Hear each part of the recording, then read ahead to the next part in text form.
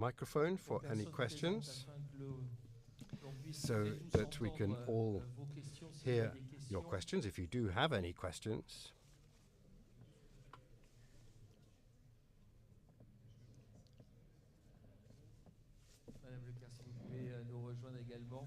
Perhaps Mrs. Leclerc, if you could come and join us as well. I don't know if any of you do have any questions with regard to those presentations, and please use the microphone if you do. Yes, I've got a question for Mr. Hervé, or perhaps more of a remark. I'm a member of the European Parliament. I'm the chair of the intergroup body on nuclear power. And I was shocked in your presentation to say that you put renewables on one side in green and then nuclear, which was grey. And this is not a European code. The European code now is what the clean technologies, and these clean energies includes two components: renewable energies and nuclear energy. And sometimes you can have CCS. I know there are some people who like that, but nuclear power should be associated with clean powers, because in terms of CO2 emission throughout the life cycle of production, nuclear is often more virtuous than renewables.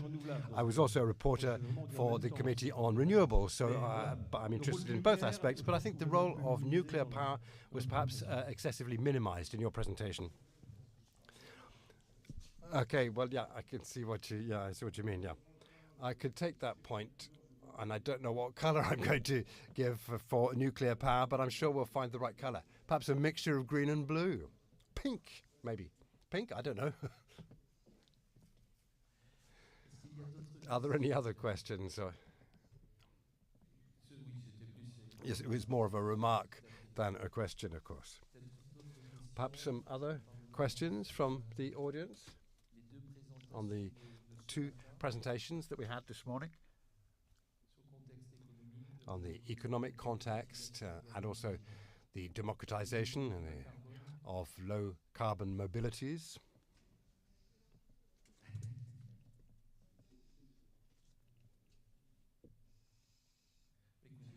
So, well, thank you very much. Yes, there is a question.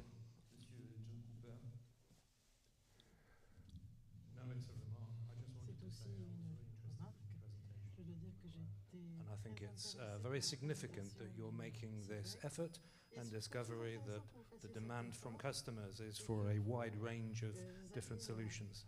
And I just wanted to say, having worked in this field for some years, it's a very welcome development to see Leclerc stepping out like this. So thank you. Thank you very much. Perhaps the last remark or question.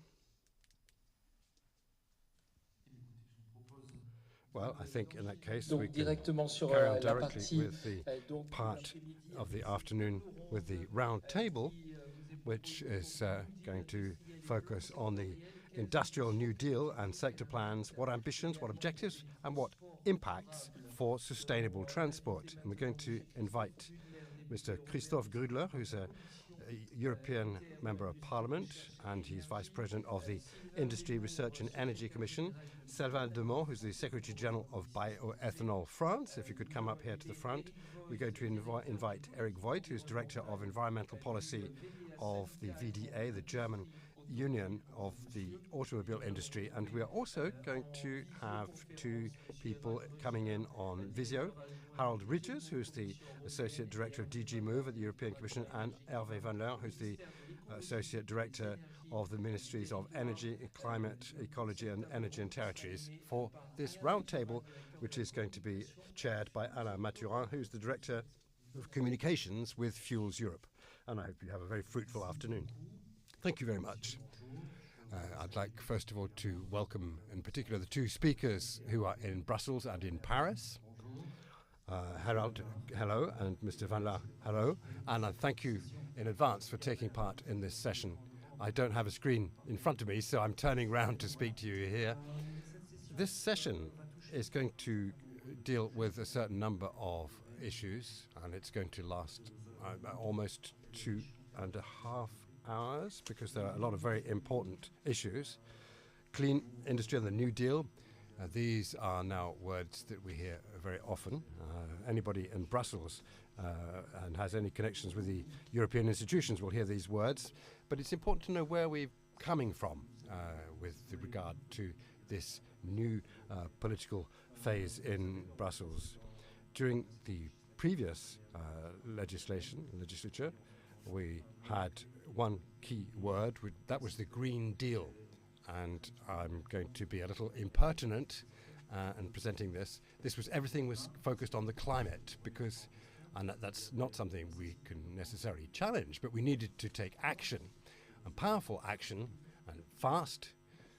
But are these measures appropriate? I think that's the discussion today, and I would like to see, with regard to certain sectors of our economy, if it is appropriate. The Green Deal was 5 years of policy with a complete review of the legislation and the directives. We also added a certain number of new directives, some of them in the domain of maritime transport or air transport. There weren't any directives for the climate objectives. The work provided by RUIJTERS produced a report on this. We talked about CO2 standards for vehicles, the directives that you worked on, the revision of the RED, the RED, and I couldn't quote a directive focusing on industry because there was a conviction that industry would be regulated and would be stimulated by the Green Deal. And that was the political framework that was expected to be implemented to achieve an industrial change in the industry. But a few years later, the world has changed considerably after the pandemic and after the war, because of the war in Ukraine. Things have changed. A lot of certainties are no longer applicable. And the question now is, do we need to revise something? Is the Green Deal going to continue? The European elections have changed the landscape. We have moved slightly to the right with a slightly different balance.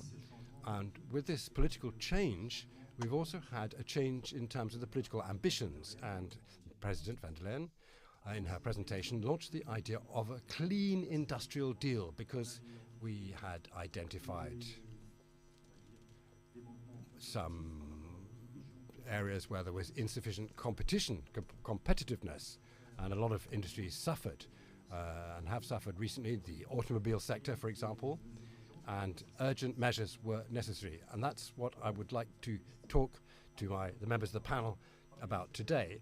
But amongst the subjects I'd like to focus on, I think there's one very important issue with regard to mobility. That's the question of tax.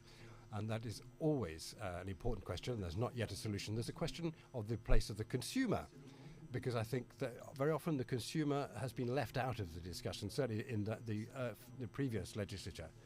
The Consumers' Union have been demanding consultations, and I don't know whether they have been.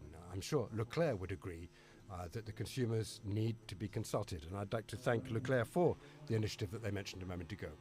There are also clauses for review coming up soon. There's questions concerning a point on the military sector, because I think we need to have a global approach and not just look at all these subjects in silos. And unfortunately, that has often been the approach within the Commission. And I think that's a necessary correction within the European Commission. Is the new structure going to do that? I'd like to hand over to you now. I'm going to start with you, Herald. And I'd like you to give me your viewpoint on the Green Deal now followed by the Clean Industrial Deal. Is it a logical sequence? Is it challenging the previous situation? Is it just a slight correction, an adjustment? Is it just cosmetic surgery of a certain number of measures?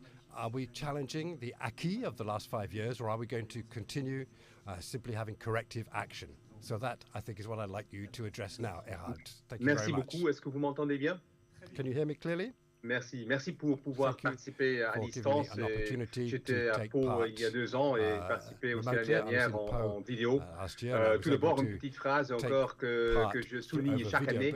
La connectivité aussi de Pau à travers les investissements qu'on fait pour le GPSO et au-delà du GPSO aussi, se connecter à Pau direct et vers l'Espagne Je trouve ça très important pour les territoires sur place et on coopère vraiment bien avec Nouvelle-Aquitaine et la France pour réaliser ces investissements le plus vite possible.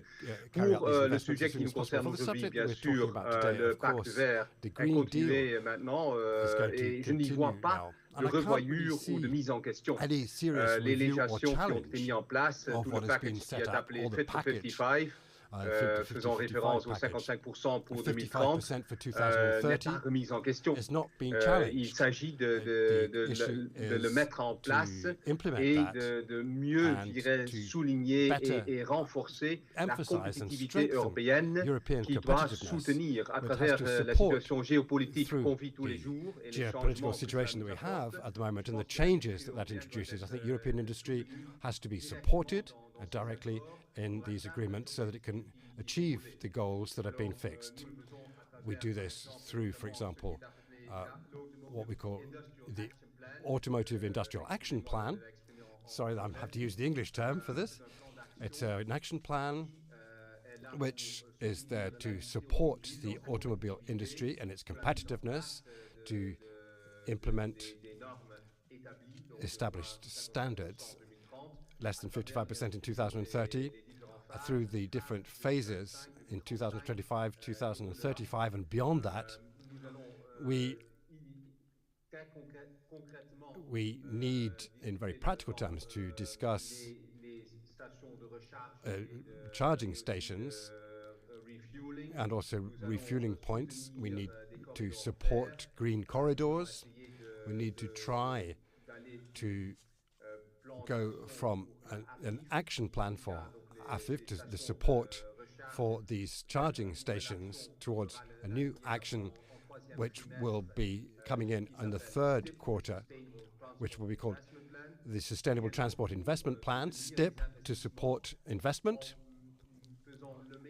making a mix, what we call blending in English, between the subsidies, guarantees, and loans. And we have seen with the instrument that's been set up over this period that it works very well. The focus will be above all on the heavy goods vehicles, and that's a bit of a problem still. And we hope to have this funding instrument in the future, but also beyond that, everything that is the permitting dimension, everything that is necessary to construct and build these refueling and recharging stations to enable us to be more effective and faster. So that I could say that my first answer would be that the Commission, of course, is aware of the scale of the package that has been set in place, but we're very active in adding this dimension of competitiveness, which is necessary, not only for the automobile sector and for everything that can be done on that, in that area, but also for the other sectors. And we hope to implement, and this is something discussed last year, renewable low-carbon fuels, the Renewable Low-Carbon Fuels Alliance, where all the industries which are involved in this sector have come together.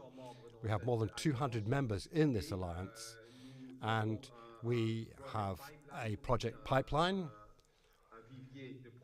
where a number of projects are there, and they need to come to signature, and this is where we still have some work that remains to be done. And we have seen that the sector needs to move, but there also needs to be a long-term vision, long-term visibility and certainty for funding and the signature of these deals. So it's not just for the automobile sector, but also for aviation and maritime transport. And also point out that now on the agenda with the geopolitical situation, also military mobility, which needs liquid fuels, which are in particular the object of Renewable Low-Carbon Fuels Alliance, and this means that we can permit long-term and sustainable funding. So in brief, no, Brussels is not challenging the Green Deal. It's not, but we are strengthening competitiveness of our industries, and we want to have more certainty. We want more facilitation of investment, and we know pretty clearly where we want to go to achieve these goals. And so I don't think we're going to review in depth what were the ambitions that were defined for investments made by industry. And that the investment made by industry should be continued and not challenged, but it should rather be strengthened in terms of investment and facilitation. Thank you very much, Alain. Thank you very much, Herald. We'll come back to some of the points that you have raised, but I'd now like to ask Christophe GRUDLER to give his introduction, and that will be, in a sense, a response to some of the questions that you've raised. Is that better? Good afternoon, everybody. I'm going to answer very directly that question, and then perhaps I'll make a more general remark. First of all, the Green Deal, which was the major business of the Parliament in 2019 in the European Union, it's not a complete text. It's an ambition. It's a kind of generic covering term with a number of texts, about 70 texts. The goal, the objective, was very simple. It was to fight against climate warming and find ways to limit CO2 emissions as much as possible within the European Union to bring down to the levels of 1990. So that ambition remains, of course. However, I don't know if you go sailing, for example, but sometimes between point A and point B, either you can go there directly, but you might have the wind against you, or sometimes you have to go zigzag so that gradually you can reach your objective. So the problem of the Green Deal is that it was so massive with so many texts, sector by sector, as you said. And it meant that there was a juxtaposition of things without having any complementary reflection, without realizing perhaps that there were problems that hadn't been covered. Perhaps say that in other places, because of COVID or whatever, perhaps various things needed adaptation for a limited period of time. And we did ask some of these questions, and I discussed with Thierry Breton in 2020 when we needed to relaunch the European economic machine. Everything had been stopped and shut down. We defined 14 ecosystems which needed to be repaired. And the question was, what are we going to do? Are we going to repair them and bring them back to where they were before? Or are we going to adapt the New Deal to move in that direction? And that's what we did, that second way of looking at things. But there are still a number of critical points. But overall, the Green Deal is the promotion of clean technologies. It's looking for innovation. And it is, to a certain extent, having an economic strategic advantage for Europe in world competition. If the United States today want to have perhaps 80 years behind the Chinese in terms of clean industry, but at least Europe, that's their problem. But for Europe, at least, we should be able to compete with the Chinese just a little, certainly in certain areas, so that Europe can continue to invest in that, to have an economic advantage. We were talking a moment ago about cement factories. Green cement is not that much more expensive. It uses deactivated clays. They used various clinker furnaces and so on. There are some patents, some French patents on green cement, which may perhaps be exported to Brazil or China in the future. So it's French and European know-how. So there's an opportunity in the Green Deal as well. But there are some issues in the text, some problems. The first is saying that everything should be renewable. We were only focusing on renewables. And I can speak very freely about this because I was a reporter for my political group on the directive on renewable energies. I believe in renewable energies, but I don't think it's the only solution. If we want to decarbonize, you can't be dogmatic. One of the major shortcomings in the Commission, as it was in 2019, is that nuclear was not considered as good. And yet, when you look at the life cycle, you can see that nuclear is 4 grams of CO2 per kilowatt hour, 14 for wind, 64 for solar power, 200 for biomass, 500 for natural gas, and 1,000 for coal. So we needed the nuclear industry, and a study of the Commission in 2018 said this. If we didn't have 15% nuclear in the mix in 2050, we wouldn't reach the objectives of the Green Deal. So I believe in the Green Deal. We need to reach those objectives, and we need to be open ideologically to what actually works. And you would be talking about the automobile sector. For me, if internal combustion engines can be made so they don't emit CO2, why should we forbid them?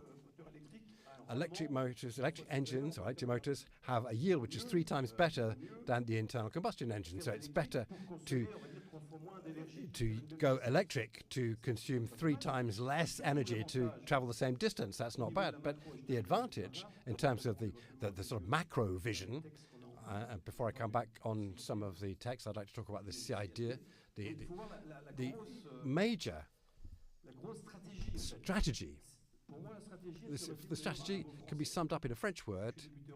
I'm a European MP, but I say what France does, and that was in the White Paper on Defense in 1993. That's the concept of strategic autonomy. And in energy, we are not in a situation of strategic autonomy in the European Union, and that's a major problem. The US runs its industry with their own energy. Asia runs its industry with its own energy. And we Europeans, we import 62% of our energy to run our industries. And of course, that provides work for people. But that means that there's a dependency that needs to be broken, and the Green Deal is an opportunity to break that cycle of dependency. When you introduce renewables, and for example, you have hydraulic power, as in the Pyrenees, it's good for the planet because there's no CO2 emissions, or very few. We also limit imports, so it's better for the trade balance, and it's better for the wealth of the country. Il y a encore un dogme du Green Deal que je voudrais encore dénoncer, c'est le principe de dire que pour vivre heureux, il faut arrêter de consommer de l'énergie. Le mot de sobriété a été très longtemps à la mode, et moi je l'ai combattu dès le début. Autant je suis favorable à l'efficacité énergétique, à la lutte contre les gaspillages. Ce qui n'est pas utile, il ne faut pas le dépenser. Très clair. Mais n'oubliez jamais que la richesse économique d'un pays est toujours liée à son niveau de consommation d'énergie. Toujours. PIB égale consommation d'énergie. Encore plus dans le monde de demain, où avec l'intelligence artificielle ou d'autres usages à venir, on va être obligé d'augmenter fortement la production électrique pour ces usages-là. Donc si dans le même temps, on se rend compte que peut-être que dans les transports, il y a peut-être d'autres modes. Électrification d'abord, mais pour le reste, pourquoi pas, effectivement, de l'hydrogène, tout ce que vous voulez. Or other forms, biofuels, or other alternative energies. If we have acceptable and affordable prices, I think we should do it. Fine, we shouldn't hesitate. But I'll finish on the clean industrial deal. I'm sorry, I've been a bit long. But on the clean industrial deal, very clearly, there is continuity. These are extra tools, complementary tools to achieve the Green Deal. And there's some very extremely interesting tools. Just a few examples. The decarbonization bank in the place of the hydrogen bank, that's a bit of a problem because the hydrogen bank was renewable hydrogen. In France, you have low carbon hydrogen, which was of nuclear origin. It wasn't recognized and it was not funded. So the hydrogen bank is going to change into a decarbonization bank and be able to financially support producing at lower costs energies which are useful for all. The clean industrial deal is also a European preference in supply and purchasing. And I like strategic autonomy, and I think that that's a major issue, that in public provisioning, for example, we could buy European first, even if it costs a little bit more. And with my German friends in particular, we have had some discussions on this subject. Mr. Linder, the German Minister of Finance, didn't want to spend, or local authorities didn't have any more money. We're not going to ask them to spend a few euros more to buy European.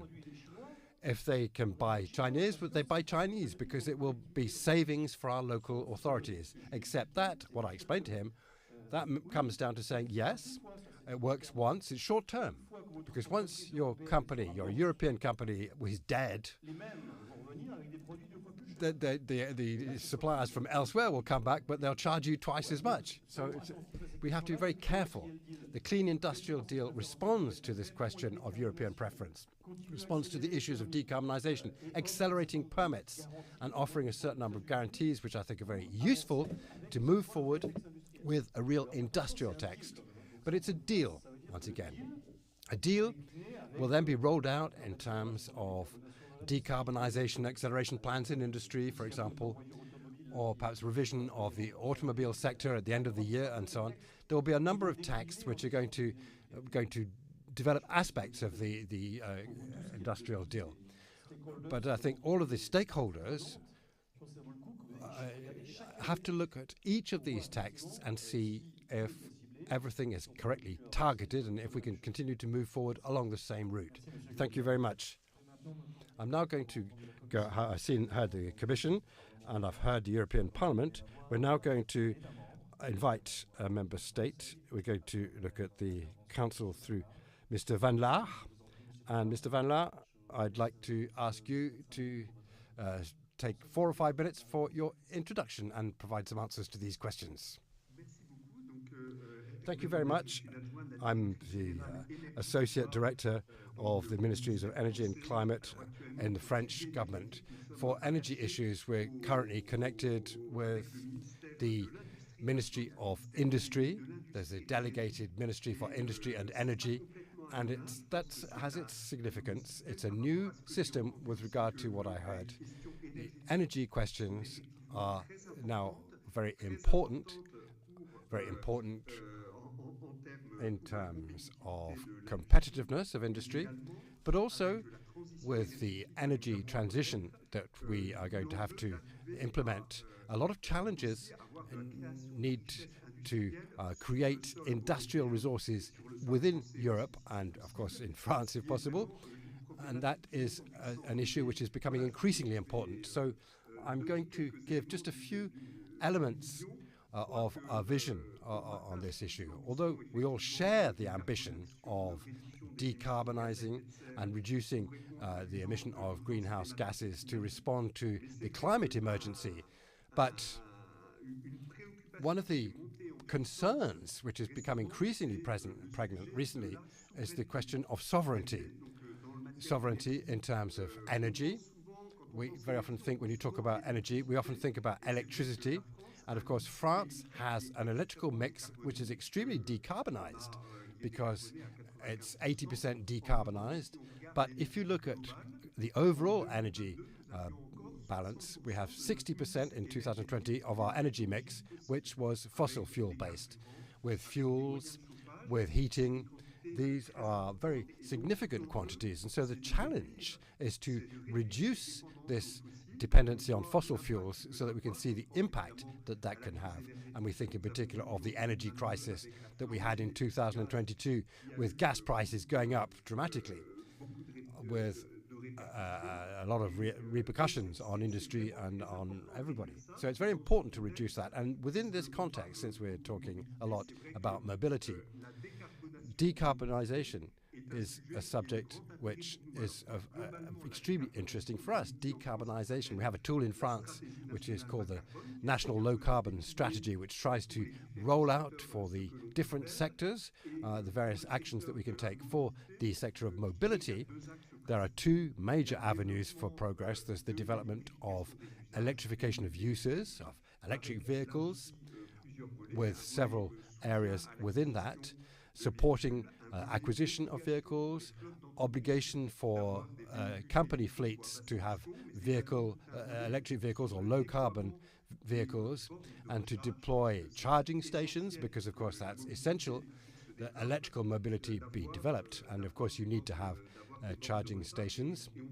And we can see that the number has been multiplied by 5 since 2020 in France. Today, we have 2.35 million. But there's a lot of work that still needs to be done to equip various residential areas. It's not always fair, and that's something important. The second area for mobility is the development of biofuels. And there, I would say we can look at the support of the European text, the RED III directive, which fixed relatively precise goals. Our logic is that of reducing the carbon intensity by 14.5%, but it's necessary to develop biofuels with elements on particular niche areas. For example, last week, the French government announced support for 4 projects for the upstream phase of the production of e-fuels for aviation, because we can see very clearly that for sustainable aviation, the solution of electrification is much more complex. And in the short term, at least, it's the issue of biofuels or fuels that do not emit fossil carbon could provide something of a solution. So in a general way, France had launched with France 2030 a major program of support for innovation with a number of specific areas connected with the energy transition, particularly the production of decarbonized energy or decarbonizing industry. So these are very important challenges. But it's true that in a few years, and for us, we can see really how we have upscaled these questions of sovereignty have become that much more important, and the maintenance and development of industrial activities linked to the energy transition in France. Perhaps just a word, because I read in the introduction the place of the consumer. I'll just point out that last year we had a system of electric leasing so that mobility, electrical mobility, could be made available for people of modest income. It was a system of leasing system. Sometimes it still remains quite a substantial sum despite the help that can be provided, but it was very successful. Unfortunately, we had to shut down the taps to this money, access to this money, because it was so successful.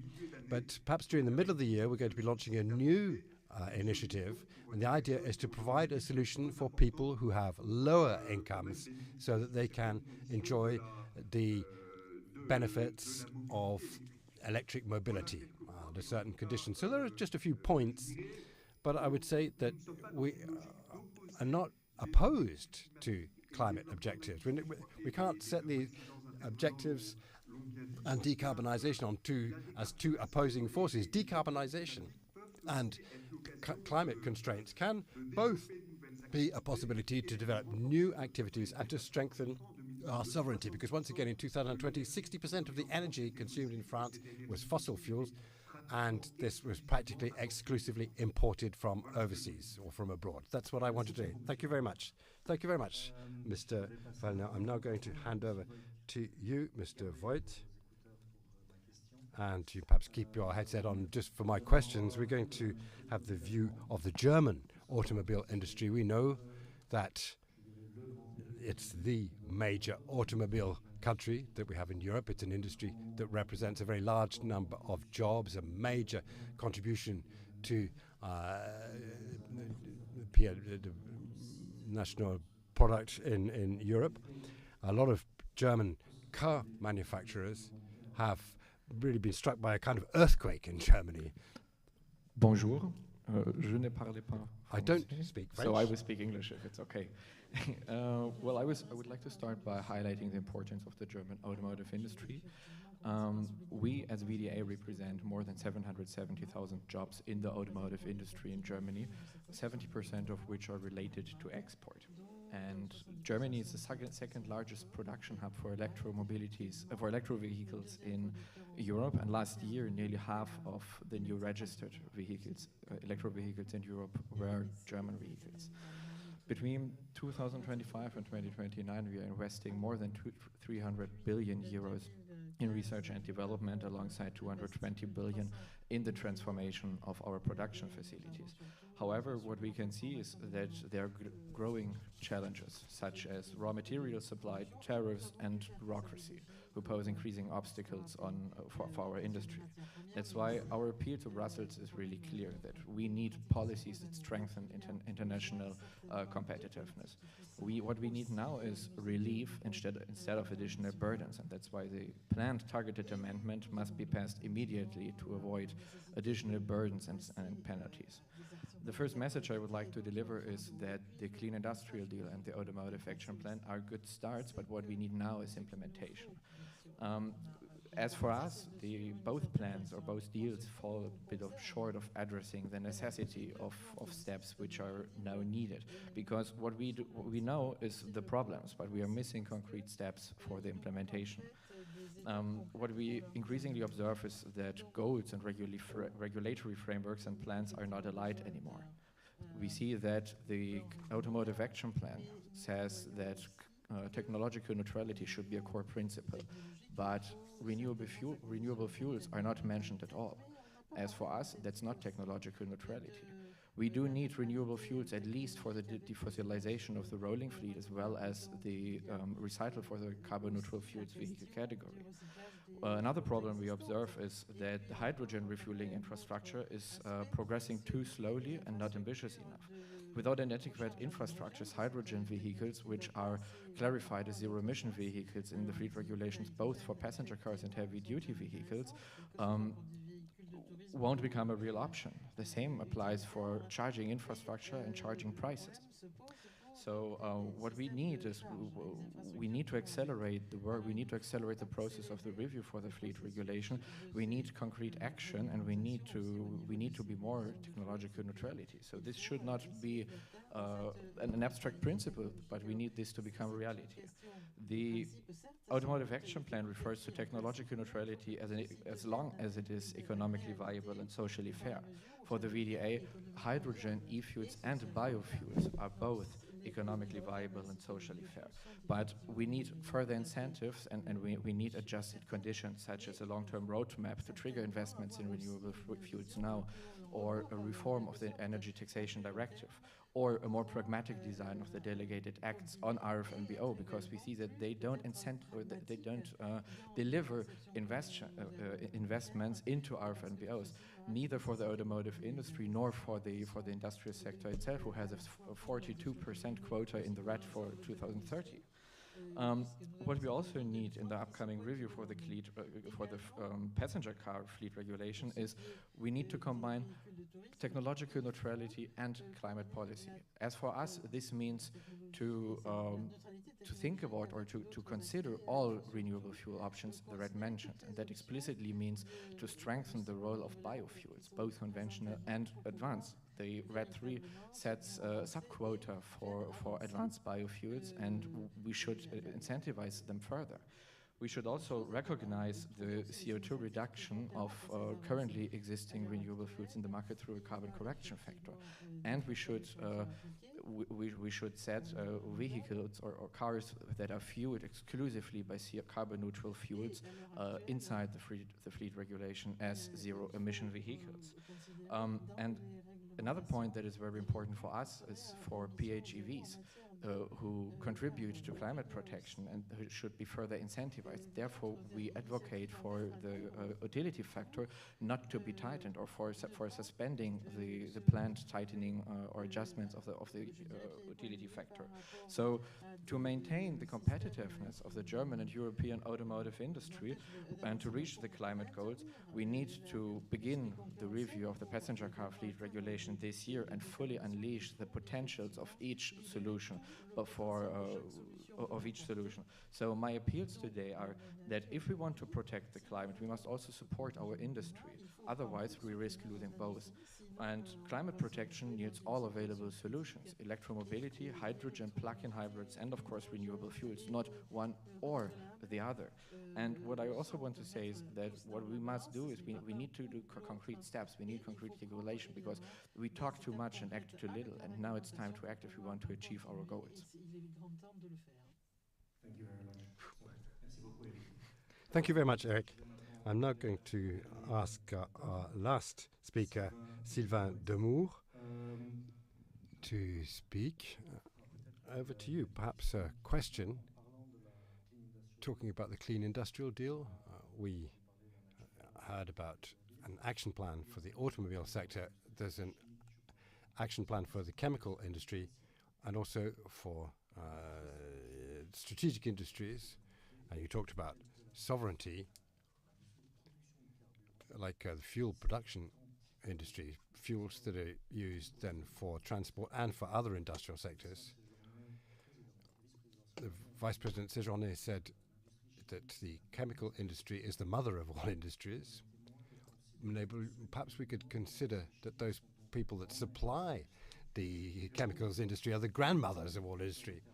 So the industry of the production of fuels should be considered as a strategic element, and yet they seem to be completely ignored. And as you are the representative of the fuels sector in this panel, I wanted to ask you this little question. Merci beaucoup, Alain. Thank you very much, Alain. Donc, je représente so I represent here the ethanol industry through the Bioethanol France Association, which represents French producers of bioethanol.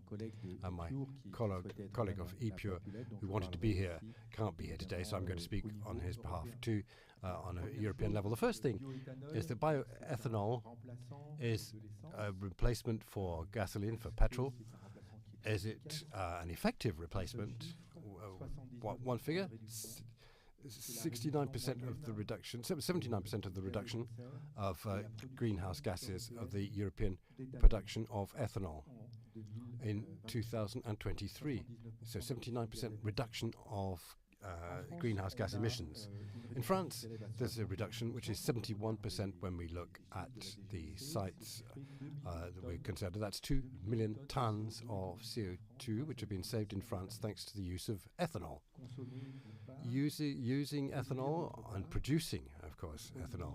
We produce about 70 million hectolitres of alcohol in Europe, 20% of which is produced in France, approximately. 20% of European bioethanol. France is a leader, and as a leader, we have played an important role in developing the consumption. France was also a co-leader with Germany of consumption of ethanol. In terms of production, a number of plants have been set up between 2006 and 2008, 5 big world-scale factories, one in Lac, quite close to here, which converts maize, sweet corn, into ethanol. So we're important producers, but the question that could be asked is what happens next? We're very important producers. When I came in, we had about 130% independence. We had too much ethanol with regard to demand. Now, it's the opposite.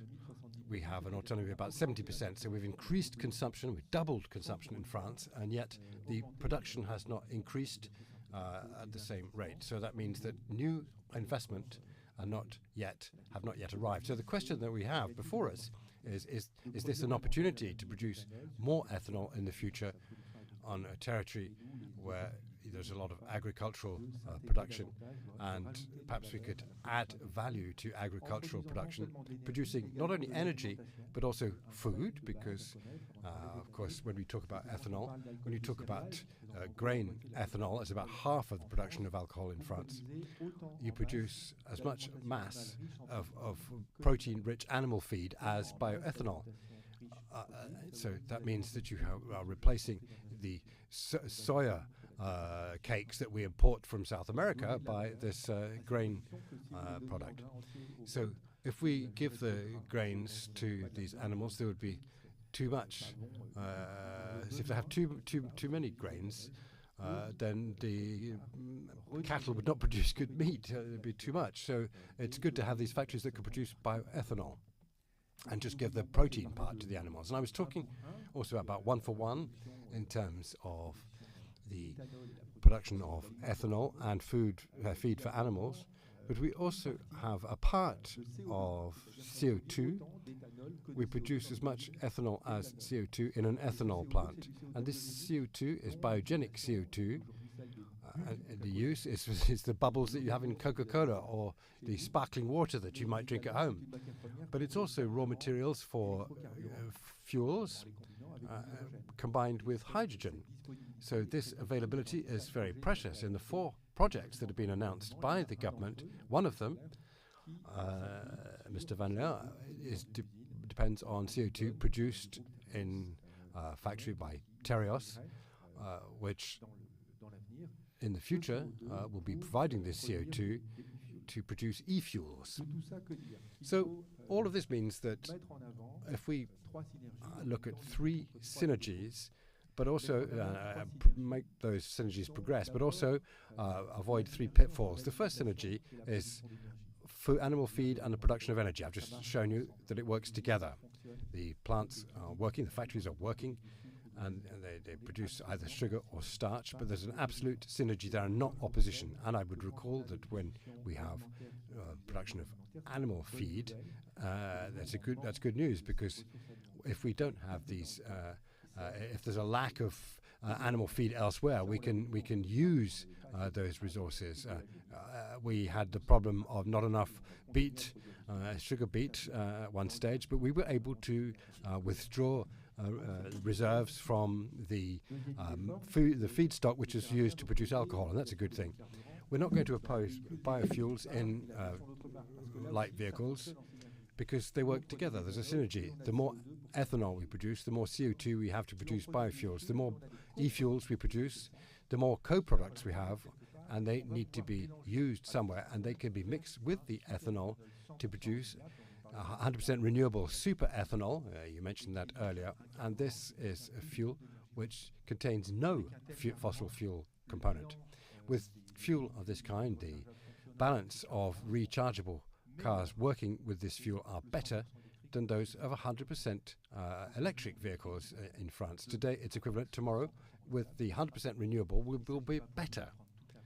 So obviously not going to take all the place that's occupied currently by electric, but to take up the place that electric vehicles cannot fill, because electric vehicles won't be able to, or electricity won't be able to provide all the resources, so that we can achieve decarbonization without having just one simple source. We're not going to abolish the climate goals, but accomplish those climate goals, but with slightly different methods. The third synergy is electrification and internal combustion engines. Hybrids can save the battery. When you have a rechargeable hybrid, the battery is 6 times less heavy than the battery of a 100% electric vehicle of the same size. But it would probably account for about half the kilometers done by the car. So actually it will serve more, it will run more than the purely electric vehicle. So that's another interesting synergy. And there are some other challenges, like the saturation of charging stations that can happen, particularly when you have very dense traffic. And we can't bring charges down to 5 minutes. It still takes a certain amount of time. So we need to deal with these peak periods by having vehicles that can continue to run. So we talk about competitiveness, we talk about performance. In the future, the essential point is going to be that in the CO2 regulations that are going to become the definition of CO2 neutral carburants, fuels should be inclusive, as our German friend said, to include electro fuels and sustainable fuels, including 1G and 2G and everything that is made from residues, and we want to develop that as a synergy. Thank you very much for your attention. Thank you very much, Sylvain. You mentioned that there is a need to avoid the saturation of charging stations. I'd just like to refer to an event which is currently taking place in Spain and Portugal. There's a total blackout of electricity, and this is where hybrids can occupy a certain important position, because this is a situation that I think today we are not ready to deal with. We need to understand where this is coming from. But you could have all sorts of things that could happen, like cyber attacks, which could shut down the whole network in certain countries in certain conditions. I'm going to come back to the revision clauses. I think that with Herald RUIJTERS, I'd like to ask you, today we have a proposal that you would call the carefully targeted amendments on the 2025 objectives for the automobile industry, which have already been rolled out over 3 years so that we can achieve them. But it was suggested that the revision should be brought forward to the end of September or the beginning of the last quarter of 2025. We haven't heard too much about that recently. Is that review still, is it still going to happen? Is that what's going to happen, or has there been a change? What will be the exact nature of this review? I think it's important because this is an opportunity to question not the principle of the neutrality of light vehicles, but the methods that are used, the resources that are used to achieve that goal. And we perhaps provide a place for renewable fuels if they respond to certain sustainability criteria that are required. So can the definition of the word that was used by Eric a moment ago in terms of technological neutrality, might that not be the opportunity to apply that in reality? Because for the moment we have only electric motors can respond to the definition of the regulation. And I would perhaps invite Herald perhaps to comment to begin, and then anybody else who'd like to mention anything on that in a moment. Thank you very much for this very precise question. It's not an easy question to answer. The package that was adopted by the Parliament and the Council, 50-55, was based on an analysis of a number of decisions and observations. I think it would be important, in my view, to maintain this consistency between the different elements. Of course, there's work that was launched, it's in progress for a revision, which has been provided for in these different texts. And it's been agreed by the Council and the Parliament. Of course, the Automotive Action Plan and the elements which have been put forward to make progress in implementation of this, these plans, that's the most important thing. But we now need, and Christophe GRUDLER mentioned it. He mentioned sailing, but I'm talking about, I'm more of a cyclist. If we can ride up one of the mountain cols, we need to use whatever is necessary to reach the col or the pass or whatever, in terms of equipment and in terms of a supply of resources to achieve that goal. I think we all agree that neutrality must be respected, and there is one important element which will be discussed with our colleagues in the Climate DG. Can there be the use of e-fuels after a certain date, maybe 2035, and might there be a certain amount of flexibility for using everything that is available? So, and I think that what is necessary, as Eric said too, and Sylvain too, is the use of everything which is possible to implement these and achieve these objectives. We mentioned with our alliance, we have a number of projects in the pipeline, and we need signatures to launch those projects in reality and mean that we can actually achieve them. We can actually ensure that all these projects actually take off so that we can reach the percentages that have been identified. And there are some important examples. We've seen, for example, with an instrument called MIE, the mechanism within Europe, with projects for recharging and refueling for the infrastructure. We now have with hydrogen, we have more hydrogen stations than vehicles on the market. There were some 5,000 vehicles on the market, and I have a number of charging points so that you can each of those vehicles could charge for an hour individually. So we need to ramp up the installation of these charging points. But I think the charging points for the fleet that we have are very much sufficient. But of course, we need to see, there'll be a crossover, we'll see, as we've seen over the last few years, the percentages will rapidly increase. We now need to be able to follow this, and we need to have continuity and certainty for all those who are going to be investing, whether it's in the private sector or the charging stations that they should follow, and that effort should be continued by the different member states and by the union, which is producing instruments like the STIP, which will come in the third quarter. I think the third quarter that was mentioned, as Herald mentioned, and I think that's what you're referring to, for the STIP investment plan. I'm sure that's what he was referring to. And we'll also see that with all our colleagues in the different departments and the member states and the parliament, we'll see how we can carry out this review as announced by the president and by all her departments, to ensure that revision is useful for, to achieve the neutrality that each and all of us want. Some transport is very difficult to decarbonize, like aviation and maritime transport. There will no doubt be byproducts through refineries which will remain and perhaps would deserve to be used for other purposes. As Sylvain mentioned, I think that this will be the object of a study which will be now carried out to prepare this revision. And I think this discussion in Pau is very useful to foreground that discussion. So I'd like to thank you, and I'd like to go back to you now. The introduction in the Iberian Peninsula, what's happened, it also raises the question of electrical interconnections in Europe, and that's very important. That's another dimension which is necessary for solidarity and for the solidity of the electrical system. Thank you very much. Thank you very much, Herald. I know that you have to leave us now because you only have a few more minutes you can spend with us.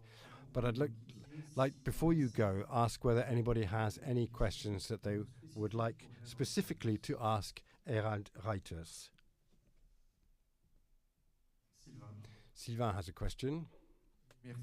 Thank you very much, Herald, for your remarks, and thank you for having returned to some of the points that I raised. I think, to be clear, when you say that it will be useful to be able to look beyond 2035 at the use of e-fuels and other solutions, are you explicitly including all sustainable biofuels according to the RED directive, as well as gas and hydrogen, of course? Are they, for you, part of what the definition that is expected for carbon neutral fuels? That the decision is going to be taken within this revision phase before the end of 2026. Thank you, Sylvain, for that question. In fact, thinking about what this discussion that's ahead of us in our concerns here in the DG, the MOVE DG, we also have military mobility, and there is, of course, there are people who are going to need certain e-fuels, certain liquid fuels for over a certain time. I think we need to have the breadth of mind to accept that this is going to be a need that's going to be presenting, and look at what is going to be necessary. I just want to emphasize that the DG MOVE, looking at sectors that can't be decarbonized, these e-fuels will be required in large volumes for aviation and maritime transport. So even if we had an opening towards other modes of transport that are already part of the discussion for the last few weeks and months, we need to bear in mind that we need these fuels for sectors that are difficult to decarbonize. So it's a mixed response, Sylvain. Yes, there has to be this breadth of mind. We're going to need to be, but at the same time, we're going to have to be precise. Thank you very much, Herald. There's a question now coming from the audience. Thank you, Alain. Herald, I just wanted to say, first of all, congratulations on your new appointment within the Commission with responsibilities for military.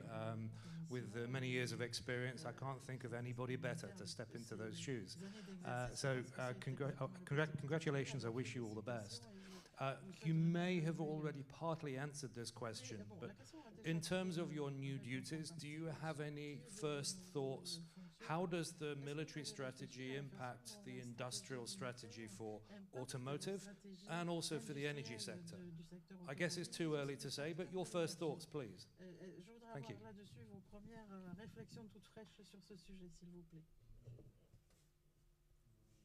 You are muted.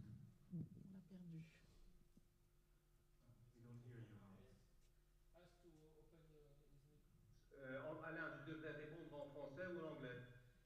En français, s'il vous plaît. So I'm going to reply in French. I started in English, but you didn't hear because I was muted. Of course, thank you very much for this question. And the military sector, and also in the dependency that we have for the moment, and this needs to be addressed.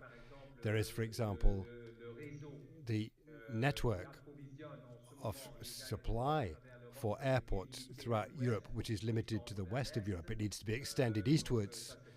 So that's very clear. That's one of the important aspects of aviation transport with the military sector. The military sector, of course, is going to have to decarbonize. There are certain fleets which are easier to decarbonize than others. It's a bit the same thing as with transport.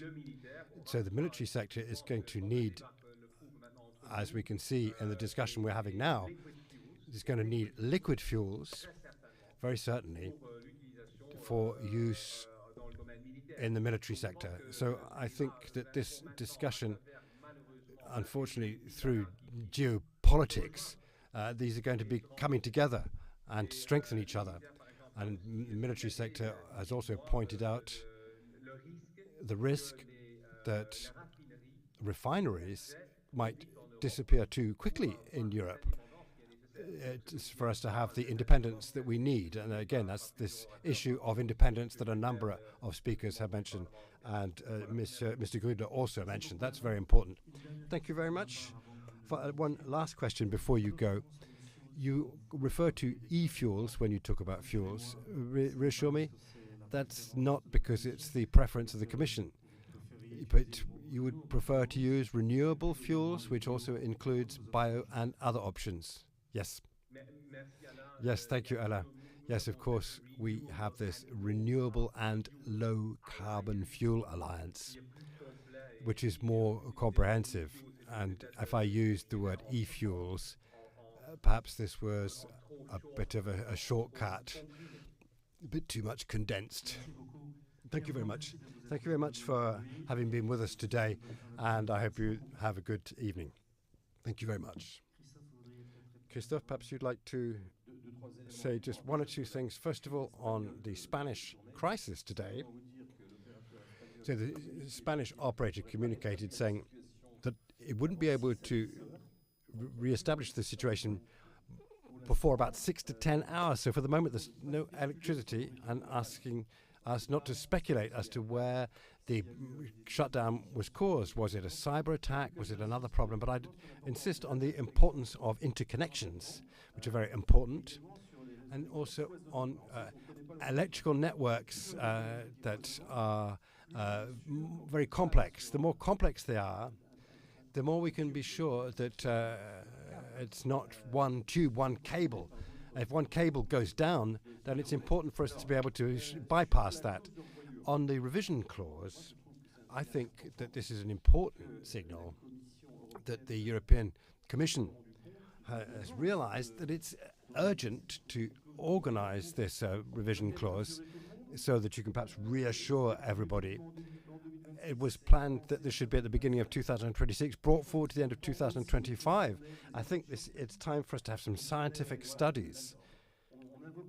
We often talk about science against science. In the United States, the research funds are being cut. We no longer believe in it. They no longer believe in a number of things that had been widely accepted.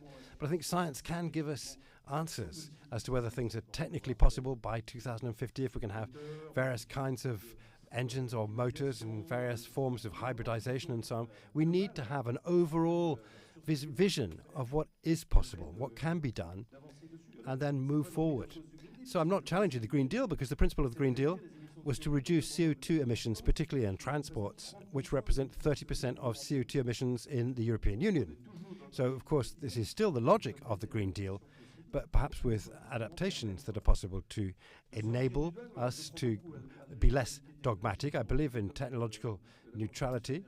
I think throughout the life cycle of the consumption of energy, I'm very much in favor of this principle of neutrality in the approach. And finally, in the name of neutrality, we need to make sure that at all levels, the support mechanisms mean that we can provide support at the same level, particularly in transport. I give the example, I'm very happy that the Ministry of Energy and Industry should be with us today. It's done a lot of work on mechanisms of support. The French state is going to provide 30 million euros support for 2025 and 2026 to buy utility vehicles which are decarbonized. That's a very considerable effort with massive subsidies for purchase of utility vehicles for professionals. I think that's very useful, but to begin with, it was just a support for electrical utility vehicles that the transport minister asked for. We had to go and fight, and a certain number of MPs at a national level and a European level wanted to make sure that electric vehicles were not the only form of support. So the support now covers other areas, not just electric, but hydrogen and other elements as well. And I think that's very, very positive. And you know today that the PPE, multi-year plan for energy, has been launched, and the Prime Minister announced a few minutes ago that this would be done by the end of the summer, and that we would therefore have a very clear vision on the duration of what is being planned for in France, in application, of course, of European legislations, because they are, of course, rolled out within the country on the basis of proposals made by the European Union. I don't know if anybody else wants to talk about the revision clauses. Just perhaps one word. Maybe just two quick remarks. When the politic thinks about where renewable fuels should go, this seems to come from a logic of scarcity and deficit. And the question I have is whether we shouldn't change the mindset and adjust the framework accordingly so that we could increase supply of renewable fuels and don't have to have these discussions of where renewable fuels should go. The second point is that when we talk about the recycle and the carbon neutral fuels vehicle category, I very often hear that we talk about the time after 2035. But my question is, well, once the vehicle category is introduced, our members can start producing these cars. So why should we wait so long and cannot be quicker and can start producing these vehicles once the category is introduced? Thank you, Ike. Sylvain. Yes, precisely for... pardon, faut que je sois en français, sinon ça va bugger, désolé. No, sorry, I'll do it in French. No worries. Thank you very much. Yes, of course, for super ethanol on the 85, super ethanol 100% renewable that we've been working on, the standard is going to be reviewed so that it's inclusive of all substitutes to fossil fuel, gasoline or petrol, and vehicles which are going to be developed today with 85% super ethanol will be able to use this 85% super ethanol. So there is a question of anticipation, because as we're going towards fuels which are going to be 100% CO2 neutral, there'll be a mix between fuels with a lot of ethanol and those that have a little less ethanol in them. So clearly there will be E20 and E85. So why not start straight away with ranges of vehicles that can use the two fuels, what we call flex fuel technology? And it's not a coincidence that a few days ago in Shanghai, the launch of an engine from 2028 on hybrid mode with all of these fuels, working with all these fuels, CO2 neutral fuels, with e-fuels, with a little ethanol, as well as 85 super ethanol, which has been explicitly mentioned. So it's going to become, I think, something that's possible. It might well become a European standard for internal combustion engines for hybrid and renewable and chargeable, rechargeable hybrids in this coming year and for the years to come. Thank you very much, Sylvain. I'm now going to see if there are any questions from the audience, see whether anybody has any questions that they would like to ask the speakers. So I'd like to come back to a question talking about the current legislation that was been adopted during the previous legislature. We have Refuel Aviation. We have Fuel EU Maritime with clear goals in terms of targets for production and use of renewable fuels. There's also the CO2 standards for light vehicles and for road transport heavy-duty vehicles. But in fact, if you just look at these regulations and this legislation, we no longer have for about 2035, there's going to be a drastic reduction in the availability of fuel for road transport. We've been talking about a silo approach in the way that the Commission produces its laws and regulations. I've been hearing people talking about sovereignty, people talking about the importance of energy independence. If you look at the availabilities in terms of midterm availability of fuels, how can you guarantee international sovereignty in military terms? This is going to become a burning question. Everybody is going to, each country is going to see whether they can support the rearming efforts and strengthening of European military independence if we don't have the basic fuels. So I'm going to ask you and the DGEC, because we now have all sorts of ways of making it easier for citizens to acquire electric vehicles. We have this revision clause. We don't know what it's going to do. If it remains as it is, how are we going to be able to guarantee energy independence of a sector as important as the military sector?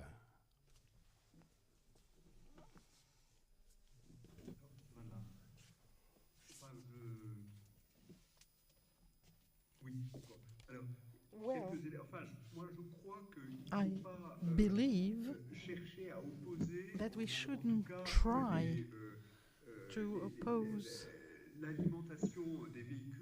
the electric supply of cars and that of utility vehicles in the long term, because there's always a need for fuel and the need is high.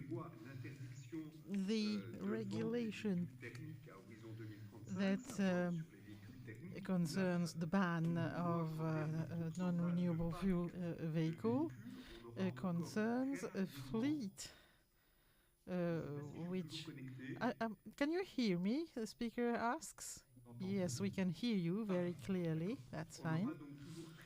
So we will always have a need for fuel, obviously, and of decarbonized fuels, e-fuels or whatever, renewable fuels, they will always be useful in the mix. So the rationale doesn't... it is not to go just towards electric vehicles, because there will always be a need for renewable fuels, and this need will still be high. So when we see, for example, the lifespan of a fleet, which can be pretty long, actually, and this is the case in particular in France, we can see, for example, the issue of the so-called low emission zones in France. We can see that people keep their cars or utility vehicles for quite a long time. So we've had this discussion over mobility and something which is now much more important than before, but obviously there's still a need for fuels, whatever. So in fact, it's a major step to climb before we can reach carbon neutrality by 2050. This is why we need also many solutions. Now we have to see how we can, for example, balance that mix. And for that, we will have to be agile. Obviously, the solutions may change. The pace at which they emerge may also change. But generally speaking, we cannot say now that there are some aspects, some solutions that are not allowed into that mix. Not at all. We have to find a total mix in order to reach, first of all, decarbonation and sovereignty.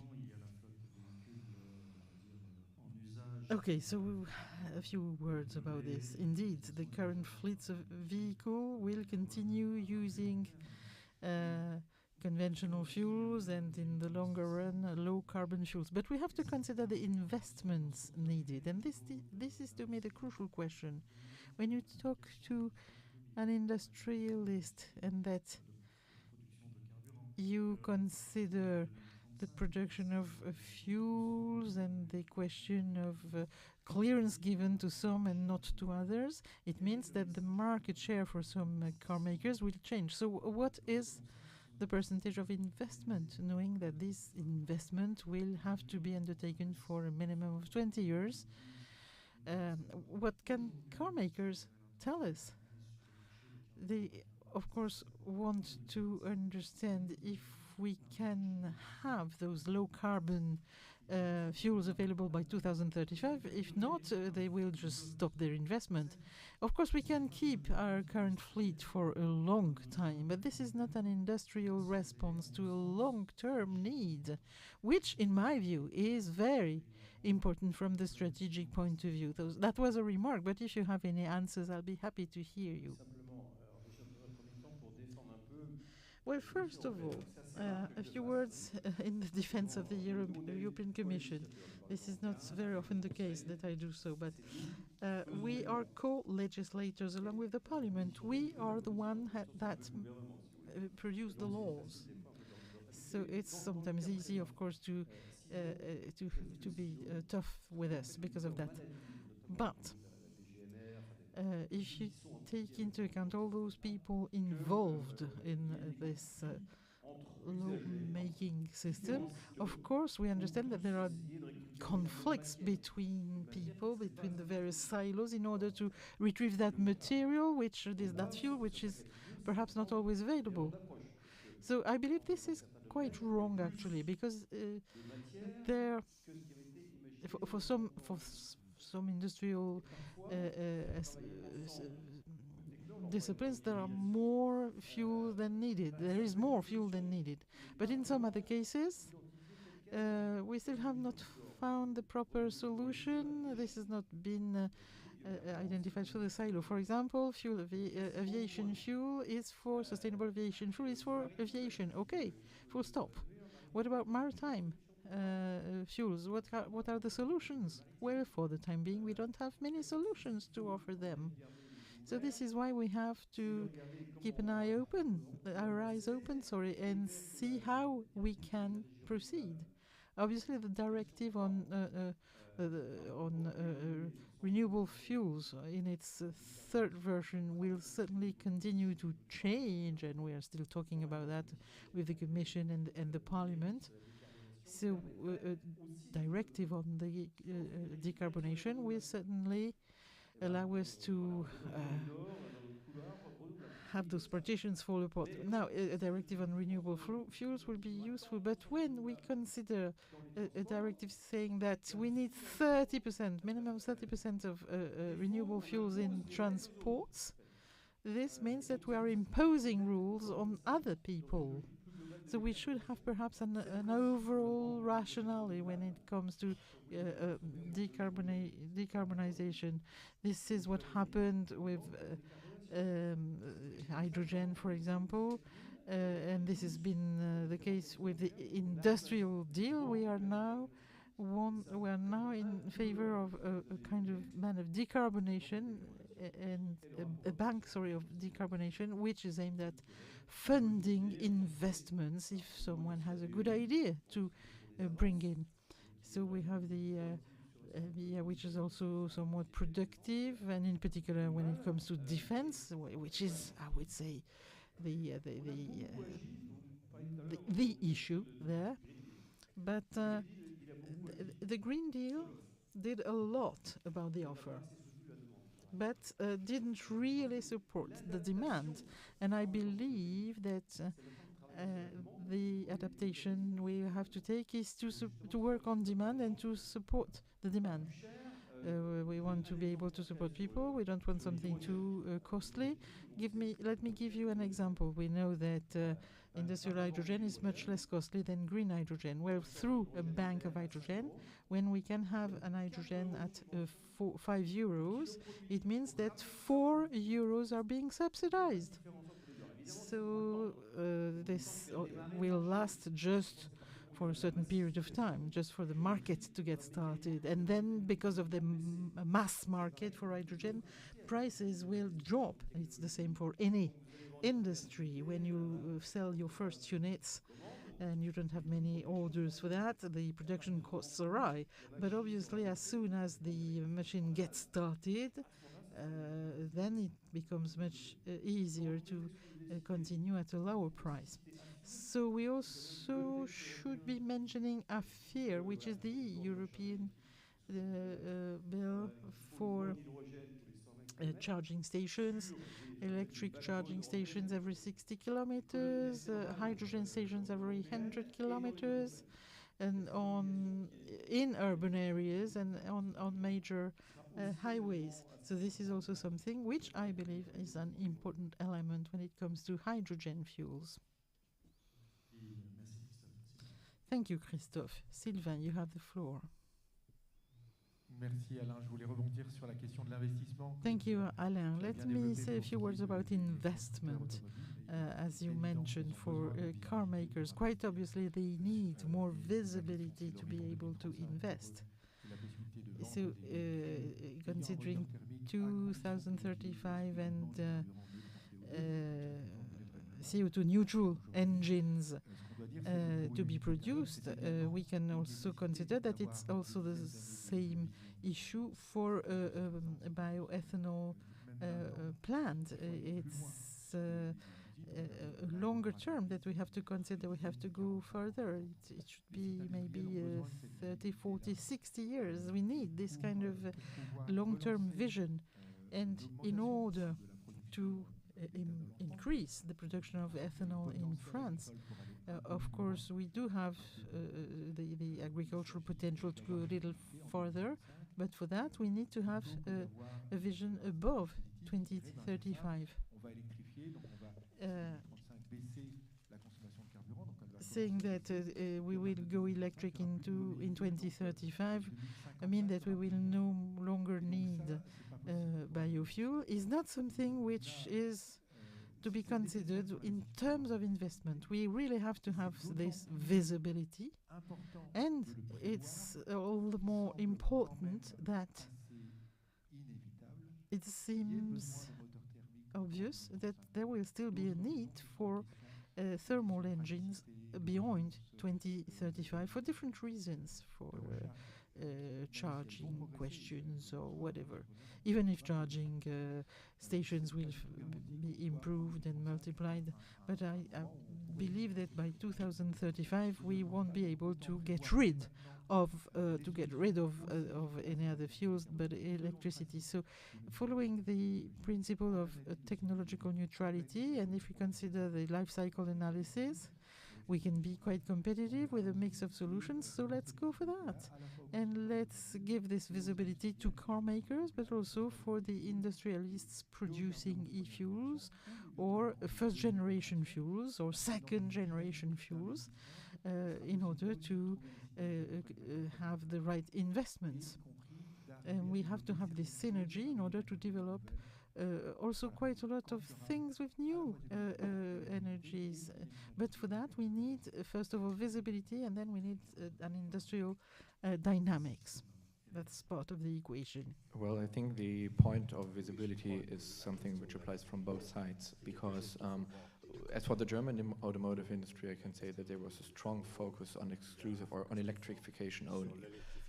Well, as for now, electrification still is the technology with the largest share in future, but we don't know whether it will be 55% or 95%.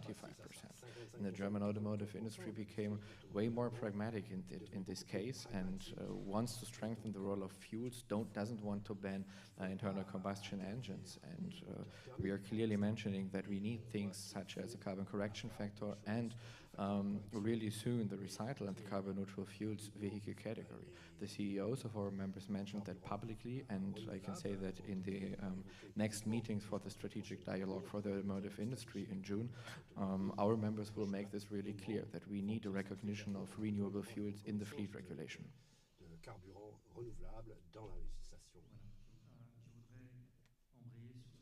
I'd like to further continue on this with a question. In the current state of competitiveness between Chinese makers and European makers, do you believe that fully electric vehicles is a risk or not a risk for the European industry?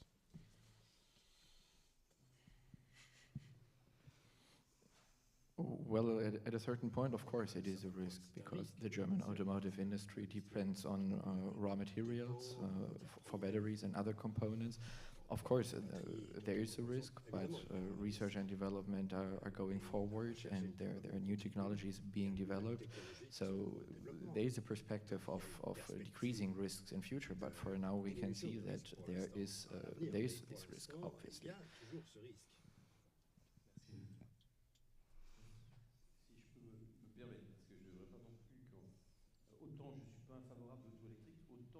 If I may, I'm not always in favor of a fully electric type of vehicle, but I cannot believe that electric vehicles will be the reason of the fall of European industry. I come from a car-making region. I am from Sochaux, where Peugeot was created, now Stellantis. Now, the production center in 1981 was 45,000 employees. In 2010, only 5,000.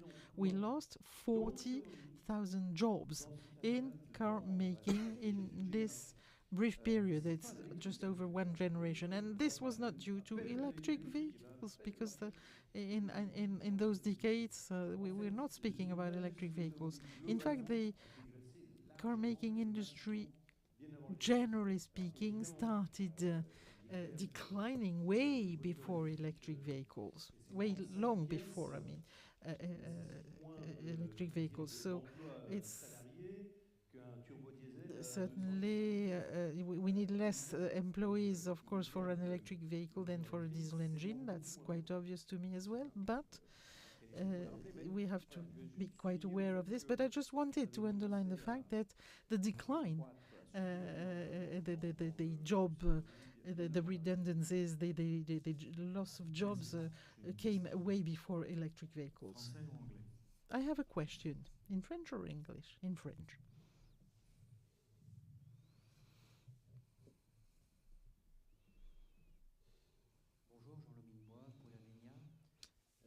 Jean-Louis Minois, Paul Avenia. There is someone missing here, that is the public at large. It is my feeling that, and I don't feel much at ease with that, that we will be able to use low carbon mobility tomorrow at the same price as today without changing individual behaviors, knowing that we'll have windmills, solar panels, biofuels, or all sorts of other elements, to forget about lithium. So we have, I would say, rational, logical arguments to oppose the public reaction, which is very often emotional, affective. So my question is this: who is working on the acceptability by the public of this? When you have a windmill farm or a bioethanol project, of course you will have to face the locals who will consider this as very detrimental to their environment. So how can we prepare the public to this, I would say, future, which is in fact a very painful future for them? I don't see anyone working on this.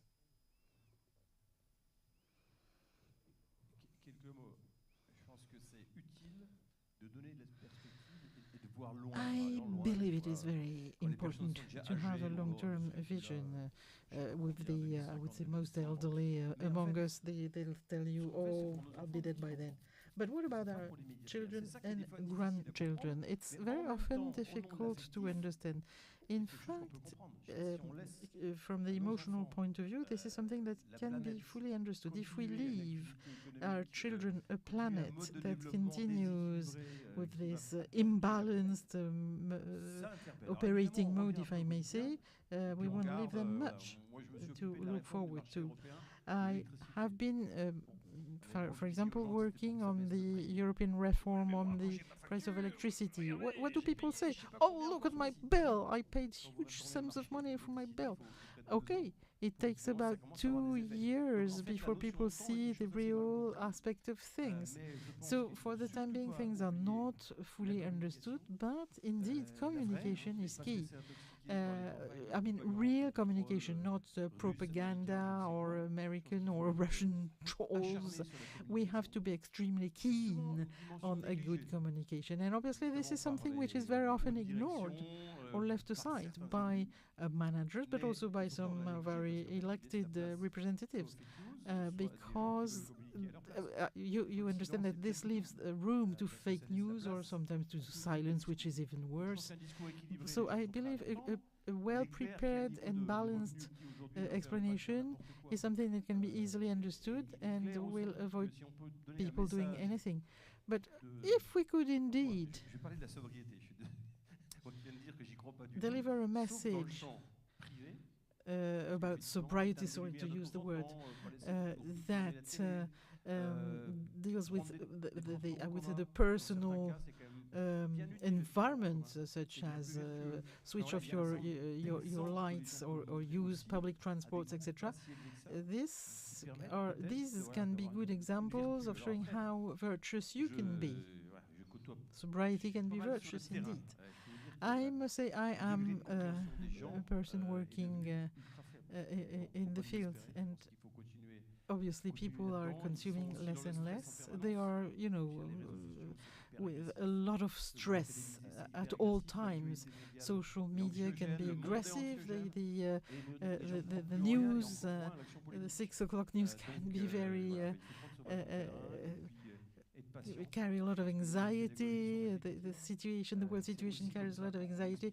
So we have to repeat over and over again by showing our will and above all the necessity, including also the capability of Europe to go forward, to find new technologies, new developments, and be therefore proactive at our European level. I know these are only small trails and are probably not enough, but we can do that.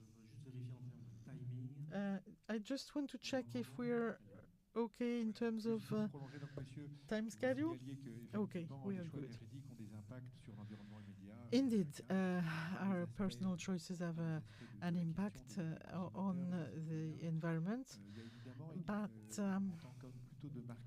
in terms of marketing, we do have lawyers, scientists, which are closer to the public, and I am one of them. In fact, there's not just one single need, but a multiplicity of needs in terms of mobility for citizens, for users. This is something that we should bear in mind. A diversity of needs implies a diversity of the offer. That's, I would say, a marketing motto. So this is indeed a good reason to have a multiplicity in the offer, so the needs will find a response. And at the end of the day, there is something which indeed is quite emotional. There is some concern, an emotional concern, about the fear of not being able to move about. And this is something that we have to take into account. This is a real fear. So, you know that in marketing strategy, the client is always right, even if he's wrong, actually. So we have to work on our response. And in fact, we have so many diverse solutions that we can explain that we will never be stuck at home. There will always be virtuous solutions, and this is where science is important to distinguish between the virtuous solutions and the not so virtuous solutions. But solutions are not all the same to everybody, and this is what I would like to say as a word of conclusion. Thank you, Sylvain. Could we say that if the objectives are met, whatever the solutions, and if we can really optimize cost and acceptability, maybe we would be able to work together to reach our objectives faster? Is this not a way of saying that sustainability, in fact, is what counts? Let the engineers do their job, let them develop their solutions, and let then the policymakers come up with bills or laws, but still bearing in mind the fact that they're not engineers. And I also like to conclude on the fact that taxation becomes an important issue in the user's mind. So, considering that electricity is not much taxed, knowing that we have some we have different types of taxes. For example, in the north of Europe, taxation is very low and corresponds, in fact, to the CO2 intensity of the product, such as for the 85 ethanol 85 in France, which is submitted to a pretty low tax. So what can we do at European level? How can we have our policy makers and decision makers and governments consider that taxation is the first take-home message for citizens? They should work in this direction. And why do we not acknowledge the fact that just I would say the intensity of CO2 release should be the basis for taxation? Well, let me answer this. Taxation is not a European competence. Taxation is not to be set up at European level. It's a national issue. Of course, we can also consider having a carbon tax at the border, but it's not a proper tax. We cannot call it a tax, we call it a mechanism. Because if you call it a mechanism, it's not considered as a tax. But member states, of course, are very much keen on their ability to set taxes. Now, just between you and me, this is, of course, an element that allows some differentiation within the member states. You know that the Commission is very careful about the homogeneity of the European market. What happens in one country should be identical in other countries. Companies should be able to cross borders without any difficulty, and so on and so forth. But in order to attract companies, there are states like Luxembourg, Ireland, the Netherlands, that have nearly no tax on companies. So do better within the European market, because they don't want to hear about taxes. They consider taxes as a major risk. So they don't want to hear about a European taxation system where all countries would have the same degree or level of taxation. So the resistance of member states is seen through the European Council that has created a blockade on this. So European members of parliament seem to be a little more open on the subject and wouldn't be too much against this. But taxation on energy is indeed a case that we've been dragging with us for many years, and it's never done. It's never ended. It's a never-ending question. But it's indeed very difficult to have a proper reform of taxation at European level. But there again, maybe citizens could handle things and try to obtain a more balanced type of system. In fact, no, there are two types of documents in Europe. We have directives that can be transposed into the national law, and each one does as he or she pleases. And then we have regulations. Regulations are imposed in all, are effective in all European countries 6 months after they're being passed. It's an element of justice within Europe, and it's a supranational system. So how can Europe, some countries, of course, are quite unhappy and say, how can Europe impose this on me? But if we could really have this same uniformity in regulations, that would be certainly good for European justice and for all citizens. Christophe? No, Mr. RUIJTERS? Well, I'm always careful when we speak about taxation, because taxation is not just a technical aspect. So I'm always very careful. But I'd just like to mention the fact that we are currently thinking of a new system. We have what we call the TUR in France, which is to optimize the use of biofuels. And we have what we call incentive for the reduction of carbon emitting vehicles, but the idea is to offer greater visibility to low carbon fuels. In fact, one of the blames that we can have against our TUR system is that anytime we discuss a budget, rules can change about taxation. So this doesn't give indeed a good visibility. This doesn't provide a good visibility. So we're discussing about that.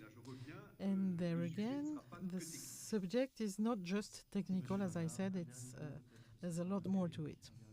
One last word maybe from Eric before we finish, Mr. Well, I'm not an expert in taxes, but of course we reformed the review of the Energy Taxation Directive to pay taxes in accordance with the CO2 level of energy carriers.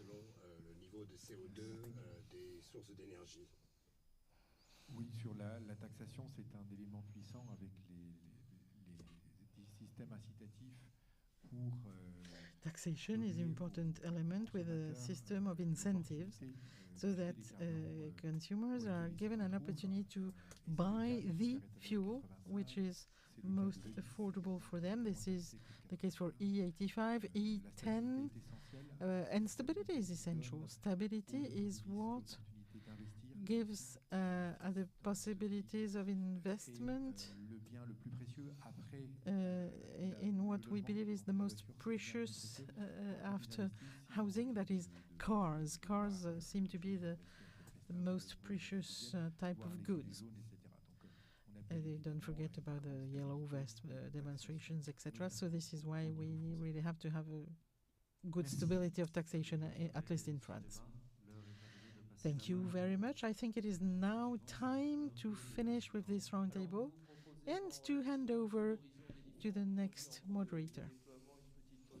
So we will take a 5-minute break before we continue with the next roundtable. Well, let me just thank our participants, Mr. WOYDTE, DEMOURES, Mr. GRUDLER, Mr. VANLAER, and Mr. RUIJTERS. Thank you so much.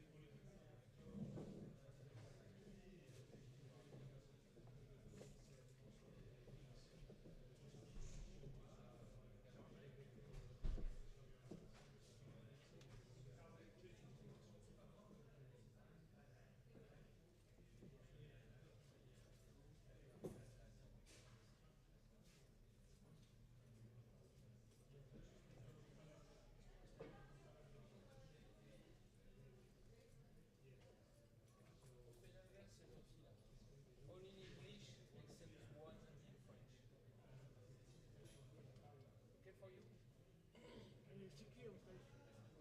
Dis-moi ce que je lui give comme micro. Which number? Le 3 qui est le 4 chez toi. C'est ça? Il faut que je réfléchisse. Eh bien voilà, c'est bien pour ça que je viens de te signaler ça, cher ami. C'est comment je suis. Toujours émotionnel. Ça veut dire quoi? Toujours en anglais, sauf un en français. Tout en anglais. Tout en anglais. Si je me permets juste, ça veut dire que pour toi, tu n'as pas besoin d'envoyer la traduction dans le streaming. Sauf un, voilà. C'est la même. C'est pas normal que tu sois fausse.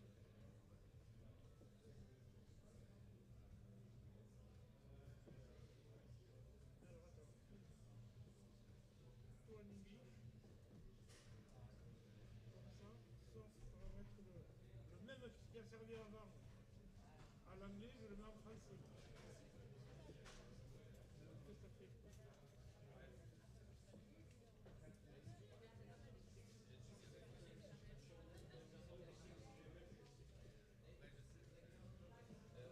Soit c'était toi, soit c'était Jean-Luc ou moi, ou bouche à bouche.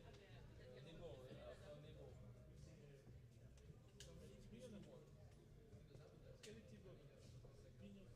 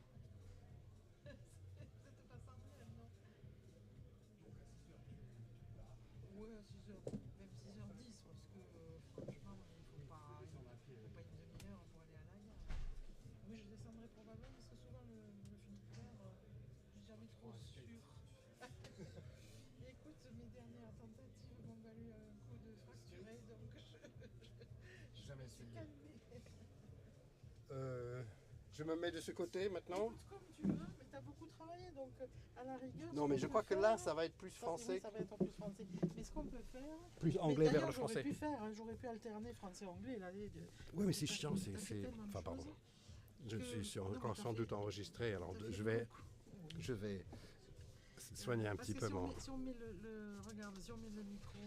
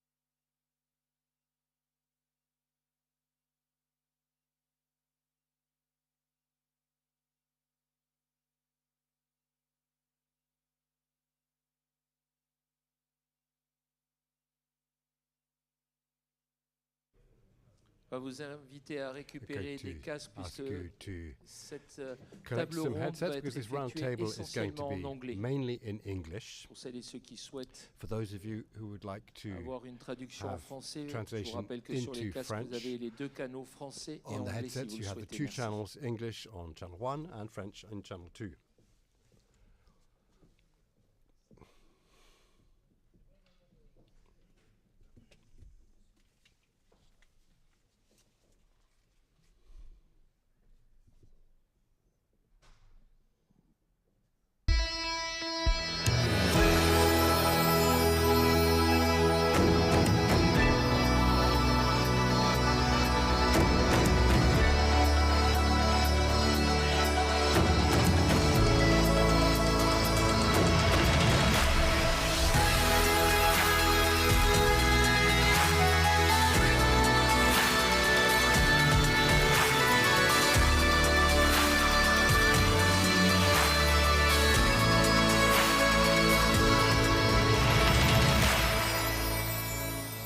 Nouvelle séquence, actualité maintenant, un tour d'horizon des projets en cours de déploiement. Quelles conditions pour une production de masse? Séquence animée et présentée par Monsieur John Cooper, expert en énergie de la mobilité. Bonjour.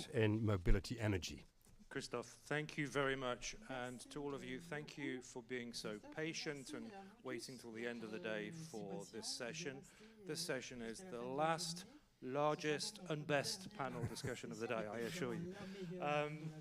I apologize, I will be doing this in English, so I hope you can all manage, and there are excellent translators at the back if you need help.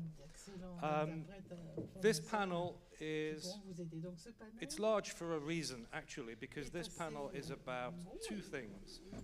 Diversity of what we all do, but one question. One question is, how do we grow? How do we increase the scope and scale of what we do? We've had great discussions today, and one thing is very clear, is that there are many different pathways to reduce the carbon intensity of transport. And we know that there are many of those that involve electricity. This panel actually is really essentially about molecules. And we've identified today, and we know many already, lots of different gaseous and liquid molecules we can use. But there are also many different ways of making those molecules. And we have on this panel here a huge amount of knowledge and experience and views about what's the pathway going forward. And how do we get bigger as well? So, excuse the monotony of the question, but you're going to hear the same question essentially to 7 different viewpoints here. And we have, let me just explain, I'm going to ask everybody to speak for a couple of minutes, but just to introduce, just so you know who we have here on the panel. We first of all have the organization known as ALBA, a joint venture between REPSOL and ARAMCO, setting out now to make e-fuels in Bilbao, and we have Aitor to speak for ALBA. We have AMELIA Green, which is a small airline, and we have Chief Sustainability Officer Adrien CHABOT, who's going to speak for AMELIA. AMELIA is obviously having the demand for low-carbon products, low-carbon fuels. We have Bosch from Germany, Antonio Bilbao, and Bosch have got obviously existing but growing business and a significant stake in probably almost every different route that we go forward from here. Then we have finance sector, company DEMOURES, right pronunciation? Thanks. And Philippe Aitor is going to speak on behalf of DEMOURES, and it brings a really important view here from the point of view of who has the money, the investment, how is the investment case looking. We have Terega here. Also, Terega is the operator of the gas network in south of Spain, but I've just spent 2 hours this morning, south of France. Thank you. Right. I spent 2 hours this morning with Giacomo and colleagues this morning learning about the amazing projects that are coming forward for the role of other gases around this, including hydrogen and CO2 and the infrastructure to make all that come together. And one of the things that's fascinated me already in this discussion is how hydrogen, CO2, biomaterials and various technologies come together to create so many options. And with that, technology, accents is key, and we have Quentin here, CEO of Accents, to talk about one of the projects and answer this burning question as well. And finally, we have Alliance Forêt Bois, represented here by Patrice, and Patrice can speak for us on the basis of feedstock. The forests, huge producers of feedstock, and I'm going to apologize to Patrice. I really have very little French, and Patrice has very little English, so we're going to rely very heavily on the translators at the back to make this work. Thank you. So with that, can I ask Aitor to start off and just to speak for a couple of minutes to say, what are you doing? What does it look like? Please, thank you, John. Thank you. Merci to the organization for the invitation to participate. So we are, ALBA is part of REPSOL group, and we are working together with ARAMCO, and we are developing a synthetic fuel demo plant in the port of Bilbao. We are currently in construction phase of this plant, which is consisting on an electrolyzer to produce renewable hydrogen and oxygen, and then a Fischer-Tropsch based synthetic demo plant that we are working and implementing right now working together with European technology companies such as Accents and Johnson Matthey. And our goal there is to produce up to 50 barrels per day of synthetic fuels, synthetic diesel and synthetic kerosene. So it's 2,000 tons per year, roughly. And the goal is threefold. The goal is first to learn how we can design and improve a plant of this kind. Okay. So here we have the scheme. So we are following this Fischer-Tropsch and reverse water gas shift path in which we are producing kerosene, diesel, and some additional byproducts. Okay. Can we move to the next one, please? So this is our project in which ARAMCO and REPSOL, with the partnership with the technology companies, Accents, Johnson Matthey, we are developing this demo plant. So as I mentioned, the objective is threefold: is to develop the competencies, the technicalities, to learn and to develop knowledge so we can build large-scale plants, to test the products with our customers, our partners, engine developers, turbine developers, and also to convey the message, to go into full advocacy to show that green molecules can play a role in the decarbonization of transport in the wider scope, not just in niche applications. Very good. Thank you. Adrien, for Amelia Green, please tell us where you are on this subject, what you're doing. Yeah, thanks. Okay. Thank you for the invitation again. So just some context. AMELIA is a French airline operating worldwide. We basically connect people together. We bring services to people worldwide. And this is really our way of making the business. So what I want to highlight first is that obviously there is a big challenge ahead of us which deals with sustainability. Transportation. That was not me. So the biggest challenge ahead of us really is about sustainability while being able to provide the same services of today. And when I mean service, obviously we think about connecting economies, businesses, people. We were there in 2023 to bring Austrian firemen to the west of France when the forest was burning. We were there in Mayotte some months ago to make some medical evacuations there. So that's really going further than just connecting people for tourism and leisure, which still is important, of course, for economies. Now, just over the last years, airlines have been squeezed just like lemons, you know, between the raising costs in terms of operating costs, fuel costs, maintenance costs, taxes. We can't call it taxes or not incentives. It's a little bit of the same for us. And on the other hand, the new low-cost models that are providing passengers with lower and lower fares, cheaper and cheaper fares. I mean, don't get me wrong, it's not an excuse for us not to do anything, right? At AMELIA, just to give some examples of what we've been doing so far, we are now, as other airlines, renewing the fleets, integrating new aircraft, Embraer E190 into the fleet this year. We've been also focusing a lot on improving the operational efficiency, trying to find shorter routes, reducing a little bit the flight speed, and other ideas to reduce the fuel burn at the end of the day. We've been also the first worldwide to put the non-CO2 and so contrail avoidance mitigation strategy in place in any of our flights. And just to finish with the SAF, because we talked a lot about sustainable aviation fuel, obviously this is one of the levers that we are working actively on. In 2024, we put 4% of SAF into our operations. So I believe it's probably the biggest amount, the biggest share of needs SAF worldwide, or close to be.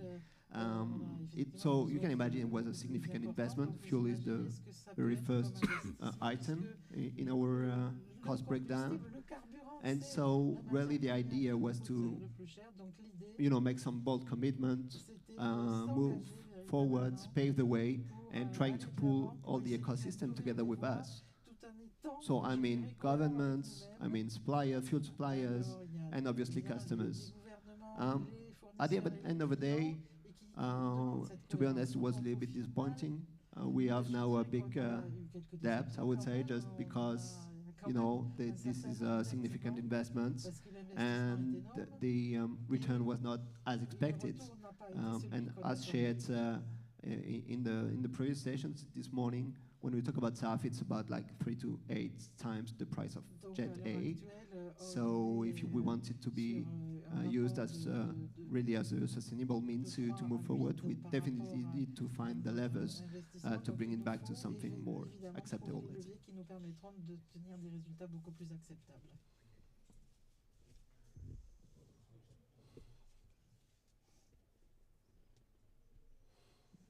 Am I back? Yes. Thank you, Adrien. Thank you. Antonio, tell me where Bosch are on this at the moment. What are you doing in this area? Bosch is well known because we are making the injection system for all combustion engines, but also hybrid system or electrification we are making everything. But CO2 neutrality is something very important for us. It's not well known, but since the year 2020, all our own produce products are CO2 neutral. Our plants are CO2 neutral. So we put a lot of money. I understand it's a invest very well. But the reason why we really wanted to participate in this Automotive today was partly what already mentioned by Audrey even if in 2035 there will be in Europe no new combustion engine sold, you have a huge amount of vehicles on the road and they need to move. Or you have another problem as a vehicle. So you need to do something on the fuel. And I say e-fuel, but I consider the CO2. When you hear me saying e-fuel, it's CO2 neutral fuel. We need solutions there. And so besides the system of electrical system we are developing and providing on the market, there is also software services based on cloud who really can prove from well to wheel, and not only the tank to wheel utilization of the fuel, but really from well to wheel to really recognize the CO2 neutrality of the fuel. And here we have a smart software and based on the cloud, so that you really can follow up where the fuel is utilized and how, and really you can prove that you are, as driver, a CO2 neutral driver, and there is no reason that you are not allowed to drive with your car. And this is a Tour d'Europe, mainly. Thank you, Antonio.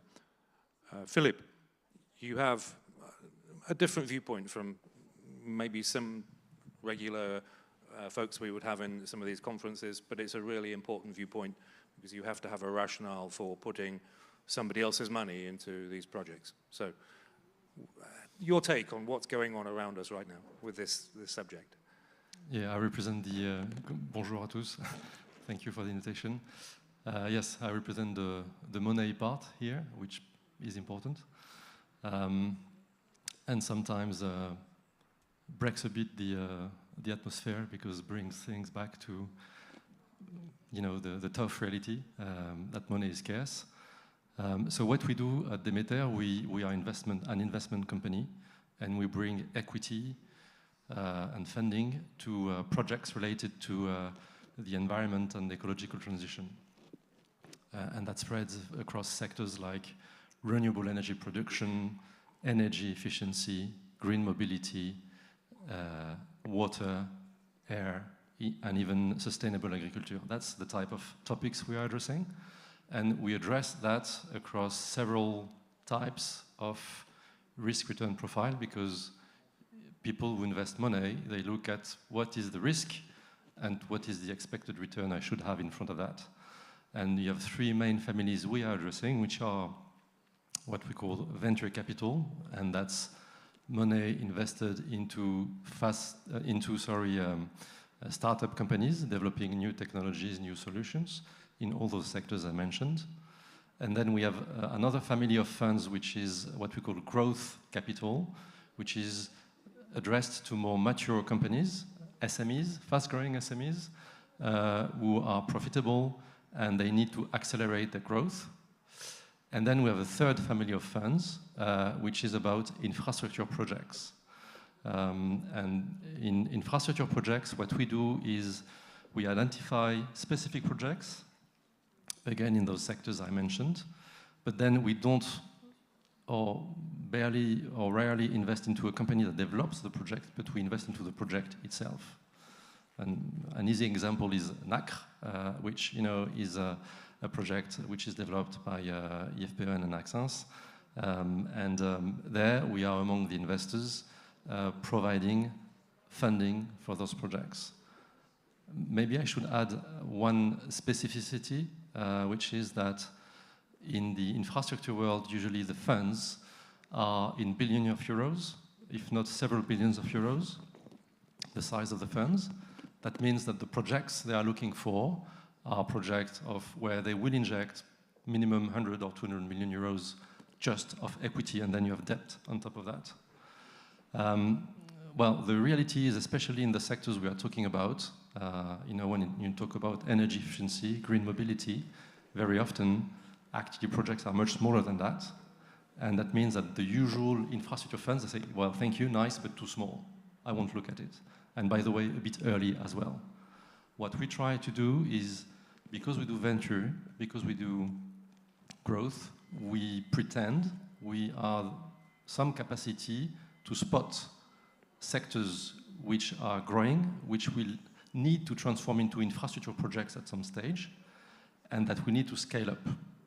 And there's kind of a death valley in the way investors are looking at the world, where many projects, people will tell you, NACRE could be a good example.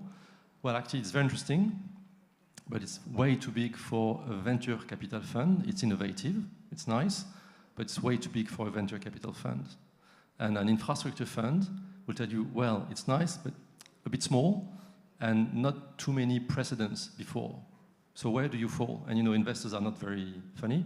They have boxes, and they tick boxes. So that's the angle we're trying to have to help scaling up infrastructure projects which will become mainstream, but that need to go through that death valley where money is difficult to find. Thank you. Good explanation. Yeah, thank you. Giacomo, yeah, I already know, but I think you should be sharing. So go ahead. Yeah, so TEREGA is the transport and storage operator in Southwest. We are in the Southwest from before to called as TEREGA, so it's 8 years old. We have 15% of the French network and 25% of the storage capacity of the country. We are investing, our plan of investment is 1.3 billion euro in the Southwest, and it's in line with our historical path. So we are managing all the network in the Southwest. And clearly we could see we face energy transition, and we would like to be a leader in energy transition in the Southwest. And we think that energy transition is an obligation for our generation, but is also a challenge for this region to grow. So we strongly believe on reindustrialization associated to this chance, and mobility and the e-fuel. When we speak liquid e-fuel, it's a big chance for an area that has a massive quantity of biogenic CO2 available, and with our infrastructure will be in the center of Europe of the hydrogen backbone with ISO and Barmar connection where we are investing, and with the system of pipeline of Picasso that will join the project of e-fuel with the source of CO2 that in our region is a paper mill, it's a biomethane, there is a cement production, and we think that this infrastructure, so the commingle of the infrastructure of hydrogen, CO2, interconnection with the international market will allow the region to have a sustainable market of hydrogen based on an affordable price of hydrogen. Because when we look at what is needed for a fuel, we need a market of hydrogen, we need a market of CO2, have to be sustainable, and meaning that we have to grant that the sources are available every day, that there is availability, that there is a proper price, meaning the differentiation of source, that it's a public service, and TEREGA, it's providing public service. We don't discriminate user or producer because we are an infrastructure operator and we give a public service, and we have done in the last 80 years with high level of proficiency in the Southwest. And we are continuing to do in this way because we have a plan just admitted. So we are used to make big infrastructure projects. So this is why Gaia 2035, that is our project to reach our target in decarbonization, it will imply that we will reach in 2035 50% of our investment that will be in line with taxonomy. We will have 50% of the gas transported by our network that will be green. And we will be absolutely having the target to make our region producing 20% of the SAF of the needs of France and manage 10% of the carbon capture that we need to achieve the target of the country. So this is the plan that we have made, and historically TEREGA have made always what is promised. Thank you. But can I say also, I think your diagram and the strategy explains very well why Po is an excellent location for this conversation. Yeah? Right. Can I come to you and the project that you've been working on? And maybe I should say something about Axens as well before you start on the project. Yeah. Yes, I can start with Axens and what we are doing. In fact, we are a technology company working very closely with IFPN. And you can see on the graph on the left that IFPN is in charge of developing the initial technologies, and Axens is in charge of demonstrating and commercializing the technology. And part of our revenues is reinvested into R&D, into a circle. Most of our history is around commercializing technologies in the field of clean fuels production, in the field of chemicals. And about 15 years ago, we decided to move to energy transition and to develop processes that can produce either renewable fuels, renewable chemicals, and work on carbon capture. So we have a large portfolio of technologies today that we commercialize worldwide in energy transition. And in order to accelerate energy transition, we observe that many of the projects take time to develop. We have decided to launch what we call build, own, and operate projects based on our technologies, where we try to use our technology to partner with companies who are ready to go with us and try to get what we call FID, which is the construction of those projects. And today I'm here because we are involved in a project in the region, in the LAC region, based on the production of what we call advanced ethanol, production of ethanol from residues, biomass residues.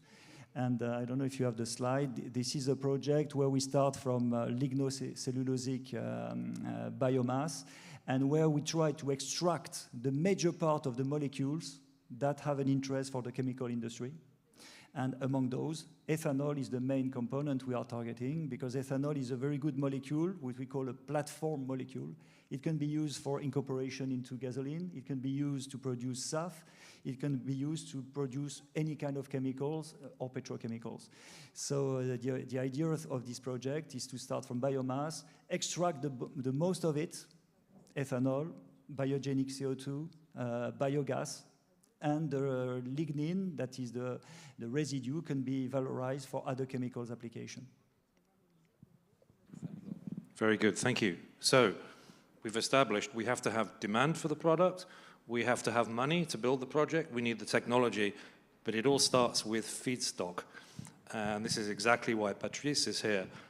Patrice is from the Alliance from Forêt Bois, and please tell us about the Alliance and what you do, Patrice. Thank you. Bonjour, Patrice Choquet. Petite corrective, John, je ne suis pas le directeur général d'Alliance Forêt-Bois, mais le directeur commercial. Voilà, juste une petite précision. Notre groupe est un groupe coopératif, Alliance Forêt-Bois. C'est une coopérative de 44 000 propriétaires forestiers, dont la répartition géographique se situe à l'ouest d'une diagonale qu'on pourrait mettre entre Montpellier et Rouen. Donc c'est toute la partie ouest de la France. Nous sommes donc nous sommes forestiers et nous gérons les propriétés de propriétaires privés qui représentent à peu près 1 million d'hectares. Sur ces 1 million d'hectares, nous réalisons des documents de gestion de manière à assurer une gestion durable de la forêt. Et ça fait partie du sujet dont on va parler aujourd'hui. Pour que ce soit considéré comme une ressource renouvelable, il faut qu'elle soit gérée et gérée durablement. Nous mobilisons environ 3 millions de mètres cubes de bois, sachant qu'en France, la récolte en France se situe autour de 35 millions. Vous voyez, on est sur la moitié du territoire.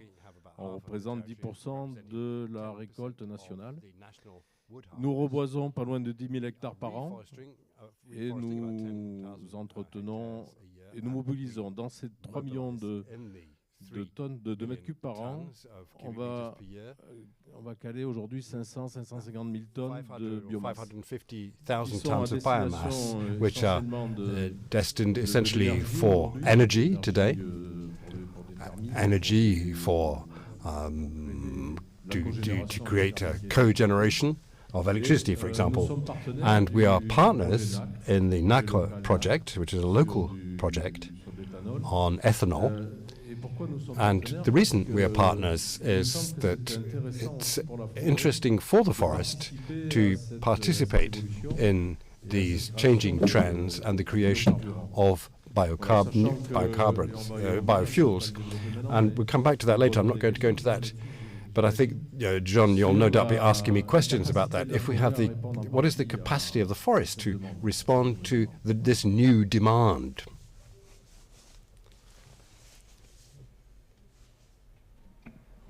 Thank you, Patrice. So, look, we now get into a section. Let's talk about how we scale up. And I think it's going to be a different issue for everybody, but of course somehow it links together.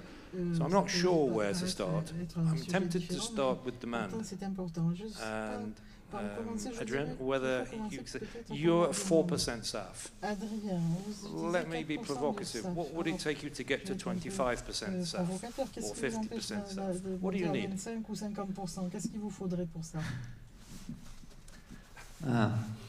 Money. I mean, just to be serious again, the fuel is the very first item in our cost breakdown. You can see the mandates so far that have been asked at European level with like 2% for 2025. So we are already far ahead of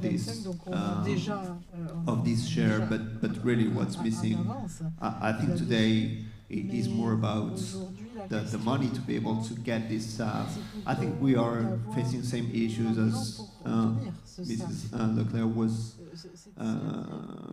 telling a little bit earlier, because when SAF that you are purchasing is 3-4 times more expensive than Jet A, you cannot just say your customer that they will have to increase their ticket fare by 40-50%, and that's the point at the end of the day. Someone has to pay for it. Airlines, not only AMELIA, but airlines generally speaking, are the weakest link into the whole supply chain, just as an operator. And this is the same as for a farmer to who you will ask for, going to clean transition. That's exactly the same that we are facing. I'm going to come back, ask you one more question. Will the customer pay more if there's more SAF in the flight? Today, the answer is no. Okay, that's pretty clear. Thanks. So where do we go to scale up? Quentin, can I ask you, you're building a plant today. What do you think it would take to build some more plants? 3 more, 4 more? Well, the way we view things is first to demonstrate at large scale the technologies. I think everyone has to realize that it took decades to build refinery capacities, petrochemical capacities, almost a century. And in what we are talking about is in 10 years to start from nothing on energy transition to industrial scale units. So the first step is the one we are currently managing here with the NAC project, which is to demonstrate at large scale that all the scheme can work and all the ecosystem is built and operates around this. The biomass, the offtakes, and this is a challenge. On our side, the bulk of the work we have done was to de-risk the technology. The technology that we will implement there is 10 years of development, tens of millions euros of spending, of R&D spending, demonstration spending, not alone, but with partners. And we are at this first stage. And what we think is that the next 5 years will be devoted to demonstrating at this scale the technology. Then we know and we discuss there is a question of affordability. Who is going to pay? It's going to be much more costly. We know it. And in our view, the way we can reduce the cost is in 2030 to 2035 by improving the technologies. We continue to have development works. So the generation 1 technology that will be started up here will be different than the generation 2. We are going to continue to optimize. We will need to take into account the learnings of the first startups. So some precautions that we take for the first unit, maybe you don't need for the other ones. And then you need to scale up. You need to go to bigger plants, bigger capacity, in order to reduce the capex per ton produced. And we need to go to standardization. We need to go to specific capacities that we repeat and replicate in order to reduce the capex of the projects. So this strategy will be effective in 2030, 2035. But one comment I would like to make is that we are not working in a solar panels industry. You cannot expect from chemical processes a reduction of cost by 3, 4, 5. You will have a reduction of cost, but we will have at some stage a limitation. So nobody should dream that one day we will be able to have a price difference with fossil that is 0. There will be a gap because even with all those measures, you need to build chemical plants. So you need time, you need opportunity to do repeat plants. But you see some cost reduction, but I mean, you're talking years, not months to go through. We're talking years, and in terms of cost reduction, I don't want to raise figures, we need to be cautious, but maybe a division by 2, maybe a target for the chemical industry as compared to the initial today's situation. Okay. Aitor, you have a different technology, but similar issues. What would it take for you to build a plant that's 10 times the size or bigger? Hopefully 100 times. Yes, well, okay. At least. Okay, so I see 2 kind of challenges maybe that we need to overcome in order to be able to go into this next level. One kind of challenges would be market or scope, and another kind of challenges would be probably regulation or economics. So I would go through both of them.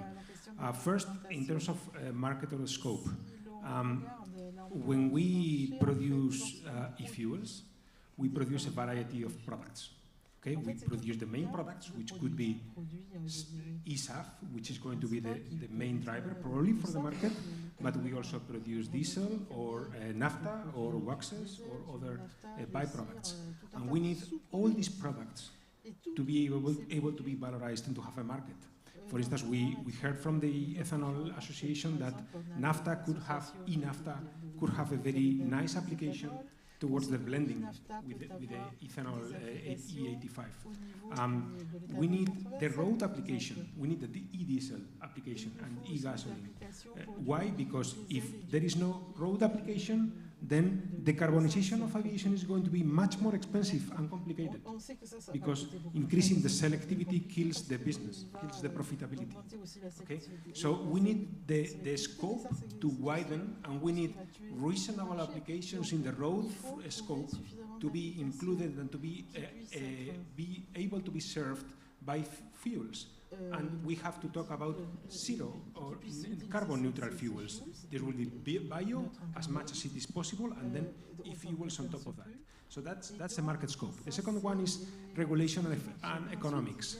I would say that somewhere around 3/4 of the cost of producing e-fuels at scale comes down to the cost of electricity to make the renewable hydrogen. 3/4 of the total cost.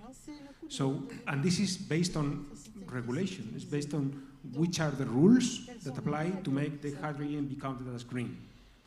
And of course, we could have different rules, or we can have different, let's say, more rules that can allow us to develop the hydrogen, the renewable hydrogen, in Europe at a more reasonable cost, and this would have a direct, massive translation into the cost of SAF and diesel. And additionally, we need more technology and more, let's say, more technology and more pragmatic approach in order to produce hydrogen that can be carbon neutral, and then we can put into place in the synthetic and renewable fuel space. Okay. So can I ask you from that about what Giacomo has described, Terraga's projects? Do they help? Is that something that's necessary or helping for, CO2 infrastructure, hydrogen infrastructure into the area? Yeah? So indeed, we need to develop a value chain around carbon, around CO2, for the industry that can use CO2 as a feedstock to thrive and to be successful. So there will be uses for CO2 for sequestration and storage. There will be uses for CO2 as feedstock, depending on the eligibility and types of CO2. But we need to develop a value chain around CO2. So in this way, we will see CO2 as a resource, not as a problem, as a residue. And that's a key part for kickstarting the market for producing things out of CO2. Okay, can I come back to Patrice? We talked earlier about the possibility to scale up. Can you tell us more? What more could the forests do? How do you scale up? What more could you do for us? Oui, alors la forêt française. The French forests. Perhaps we could. We prepared a slide to show you what the French forest provides in terms of services to society and to the economy. The French forest today is 17 million hectares in France. It's doubled its surface area over the century. I don't know if that you can see that very clearly, but and it's today gaining 50,000 hectares a year. 20 years ago, the President of the Republic, or 18 years ago, Nicolas Sarkozy gave a speech on the forest sector, and he said we need to move from 35,000 cubic meters of wood that is mobilized every year to 50,000. But we're still at 35,000. We haven't been able to develop this resource. So that means that we have a forest which is getting older, a forest which is not sufficiently exploited. So we need to be helped to create and make more dynamic this sector. But we need to sort things out in a tree. The parts of the tree are very good quality, but the further you go up into the small branches, it's less good quality, and you have products that are just sort of auxiliary products of trees. So we need to have a sector which is complementary. We need to have an industry to transform wood, which is strong in terms of sawmills, in terms of paper mills, and strong in terms of wood for energy. So paper mills could be for making wall panels and so on, and we could also produce biomass. So we need to produce more wood. On the resinous wood, we're pretty good in France, because pines and so on is about 1/3, 20% of the surface area. And if you add mixed forests, so we come up to about 1/3, and 2/3 are deciduous. But if you look at the conifers, produces 80% of wood that is sawed. So 20% produces 80% of the timber, or the wood that is sawed. There are all sorts of reasons for that. One of the reasons is that, in terms of emotion, we were talking about emotions a moment ago, forests generate emotions, which is quite understandable, quite normal, and particularly deciduous forests, more perhaps than conifer forests. So we need to explain to society that developing a forestry industry, growing wood, whether it's deciduous or conifer, and which is adapted to the areas, to the different types of trees by regeneration. There can be replanting for conifers, or it could be regeneration in the deciduous forests by allowing small trees to grow amongst the larger trees, so that we can mobilize all these wood resources. And if we can mobilize these resources much more extensively, this will be an open door for investment to transform this wood. But you have to have complementarity. If we don't have this complementarity, I don't think it will be accepted by society that we'll be cutting wood massively to produce biomass. And that might change, but I think at the moment society is not ready for that. But society may be ready today to understand that you can cut down trees when they're mature to transform them and to make timber, to make furniture. We can store carbon in the long term. And this is the action of mobilizing carbon in the long term by wood that is going to age and remain in its uses as timber. And that means that people will be ready to accept that kind of forestry management, intensification of exploitation of the forest. Just to recall that the forest is a carbon well, a carbon sink. It's natural by photosynthesis, and there are two big carbon sinks. It's oceans first and then the forests. And in France, the forest stores, I think these are the latest figures, about 60 million cubic meters of CO2 per year, either directly captured for its growth or by substituting it for other materials, substituting wood for the use of other materials. So I think that's something that the forest can provide, and I'm very happy to be here today in this forum of low carbon mobility, because that really, the forest plays an important role. It's not a miracle solution, but it's one of the possible solutions amongst a number of other ones. Look, I completely agree. I think we are all having to evolve our understanding of what the role of carbon is in a circular economy. And the forests are something that we can manage and make a huge contribution in that. I think it's really important. Giacomo, I wanted to come back to you and ask, you've described what you're doing, Do you have enough to complete all your projects, or do you need something else from other stakeholders? Is it more money? Is it more demand? Is it more clarity on regulation? Or does it take to go to the next stage and go deliver even more? Okay, I think that more than what we need is what we can do and what can do our partner for to achieve the same objective. So I don't want to put me in the position of asking something, because I think that in the point we have around us a lot of people that collaborate with us, and we share the risk between the people that are, each one is able to share, to take its part of risk. We are collaborating with Axence and we take the technology. We accept the risk of that Axence is providing the best technology, it's providing the expertise.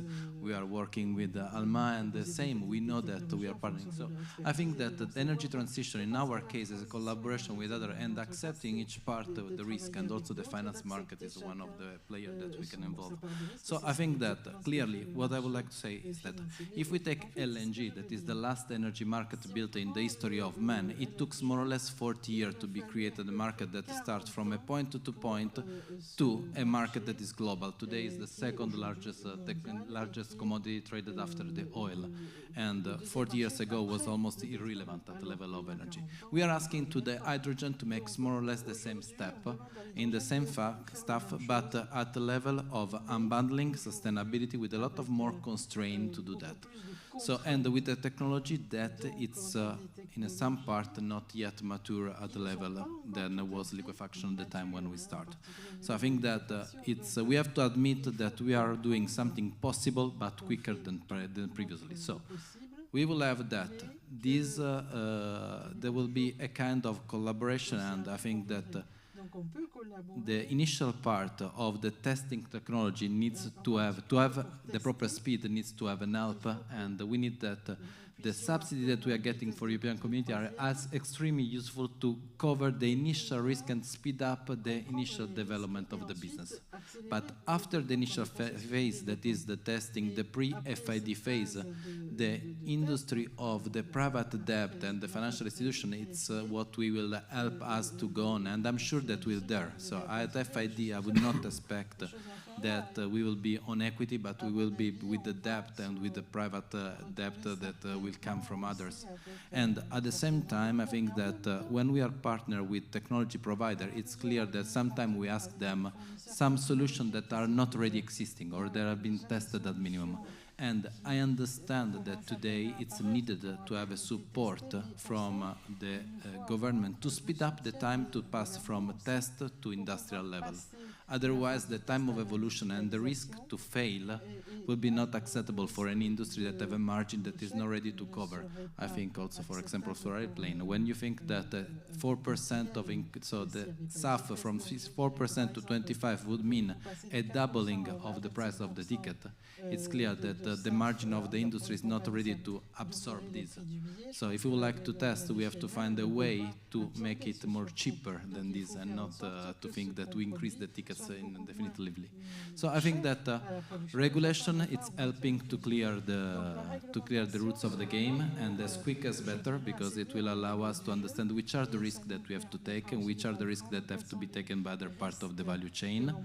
And after, absolutely subsidies at the level of a testing moment, so in the pre-FID cost, and first project construction, not on the long-lasting issue. And after we will find that the market will make the rest, because I think that our partners are reliable on this, and we have been doing this other times. I'll give a positive message. Good, good. Thank you. Philippe, coming to you. So we've heard from Axence, and in 2-3 years, Axence and partners will have a project up and running. They will have learned a lot from that, and their partners may come back to you and say, right, we want to build 5 more. Likewise, Aitor will have been running the plant, and the partners could come back and say, we want to build a much bigger one. Where does that fit in your diagram of the block diagrams and the valley of death as you describe? Can you see that they now fit into a box where it works, or is something missing? What's your advice now to these guys to be ready for that decision 2-3 years from now? Yeah, maybe I should start by maybe stating the obvious, but as investment funds, you know, you should consider us as a pipe between money which is invested by banks, insurance companies, pension funds, retirement schemes, some industrial players, governments or public entities, and the projects. And you know, they don't just give us money and say, okay, you know, do whatever you want to do. They give us this money for a certain period of time, i.e., I want my money back and more in 10, 12, 15 years. So we have to take that into consideration. And the investors that invest into the fund, they invest based on a framework in terms of sectors, geographies, technologies, and type of risk we will be able to take. So I think really the first advice, a bit stating the obvious, but you know, we've seen many projects. In a way, you could say it's not because a project is good technically and interesting that you'll get funding or that will go to the end. You need to think step by step and to map out what pockets of money you need to go to the end, right? To be able to have built your process, have gone through the ramp-up phase, and being in a production phase. And that's different pockets of money at different timing with different risk profiles. And if you don't do that exercise day one, you have a major risk that you don't finish your project. So that's really, I think, one of the key elements when you are in this type of ambitious projects. You know, you have to look at all the elements around profitability and scattering revenues and reducing costs and so on. But you need to think clearly where will the money come from, and it will not come from one single source. So you have public money, and as it was just said, okay, for subsidies, early phase, but you know, a project that expect to survive just because they have subsidies for their whole life, most of the investors won't go there. Not credible. You need to have a market.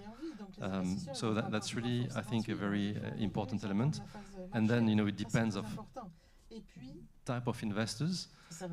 Just to illustrate with concrete examples, we have invested into topics as diverse as EV charging infrastructure. We started back in 2017, where most of my colleagues were telling me that's not infrastructure. They are all investing into that space today and buying from me those elements. But we took a risk, but we spotted and we made a conviction quite early that was a mainstream driver of future mobility. Hydrogen, we invested into a green hydrogen plant in the north of Sweden. There again, you need a conviction that there's a need and there's a structural need for this type of products. And it's just not, I think it's right. It's, again, the project needs to be built in terms of having the right experts, having the right energy in the right geography, not needing to ship the wood from Malaysia or Canada, but in the vicinity, and thinking about the debt, because when you need money, you need equity and you need debt. So you need to have all those elements really carefully thought after and carefully considered before launching into this type of projects. And offtake, sorry. Feedstock is key, we mentioned it, but offtake is another key element. It's very difficult to fund a project without a minimum of conviction and visibility on what will be the offtake. And that's something that equity and banks will be asking for. That's good, that's clear, thanks. Antonio, I'm going to come to you in a minute. I just want to just ask you. Bosch have described a number of things for being enablers. with new technologies to enable biofuels, etc., to work. Will you do those anyway, or are you relying on other steps from some of these other stakeholders to go ahead with that? That's a tricky question, and it was not planned, so I need to think a few seconds. So first of all, we have a chance to not have any shareholders. So this is a chance because we can plan on a very long time. We don't need to give financial report every quarter. That's a big advantage. On the other hand, that means we need to invest ourselves for our own future, and we need to provide the money for what we are funding. So therefore, it's quite a tricky question here. But indeed, we believe on the mobility in. We believe that the mobility will have different trends for the different end user. You will have people who drive 10,000 kilometers per year who need a car who is full electric. And a car with 10,000 kilometers per year, the battery will have a long lifetime. So it's something who is CO2 neutral. Also, if you take into account the mining, to take the rare earths to create the battery, you have enough time from the longevity to say this is a CO2 acceptable level. But you will have drivers who are in areas who can't rely on electricity. Okay. And for this one, we need e-fuels or CO2 neutral fuels and or hydrogen, and we are indeed investing on this different area. And we hope that the legislation will help that. Because we have to say honest, all the uncertainties we can hear here is based on the legislation uncertainty. And so this is a chicken-egg problem. Because on the same, I can understand the politician and the government because they say, hey, it's not new, the environment problem. Why you industry don't did it since years? Why you say now that you need 20 years? Sorry, start 20 years before. I can understand their point of view. On the other hand, when the same people tell me in 2035, no combustion engine, zero combustion engine, only electrical car, and by the way, hybrid, no, it's not an electrical car anymore. From today or tomorrow, it's changed 3 years ago. How, as industry, you can react? Even a non-shareholder industry have to think twice where I put my euro. And that's the difficulty. And the last message, and I know I have time, but a last message to give a little bit a feeling. When you consider 100 people are needed to build a diesel engine, engine with after treatment. For a gasoline engine with after treatment, you need 30 or 40. And for an electrical vehicle, electrical engine, you need 10. So, of course, we don't have to jeopardize the environment because of social, economical things, but we have also to consider that, because that's fact. We are talking about hundreds of thousands of families who will not have revenue. 130 that have to be also considered. And this is why I said as social economy, there is here a lot of ideas to provide work. Good, thank you. I think we're mostly covered on this discussion, but I wanted to offer the audience questions.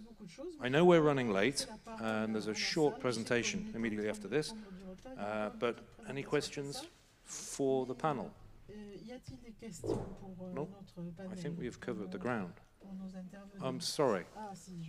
Mr. MATHUREN at the back, please, go ahead.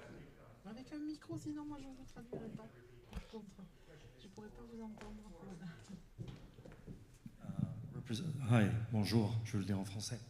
Question par rapport à la gestion de la forêt. With regard to forest management, You talked about trees, the trunk of the tree and so on.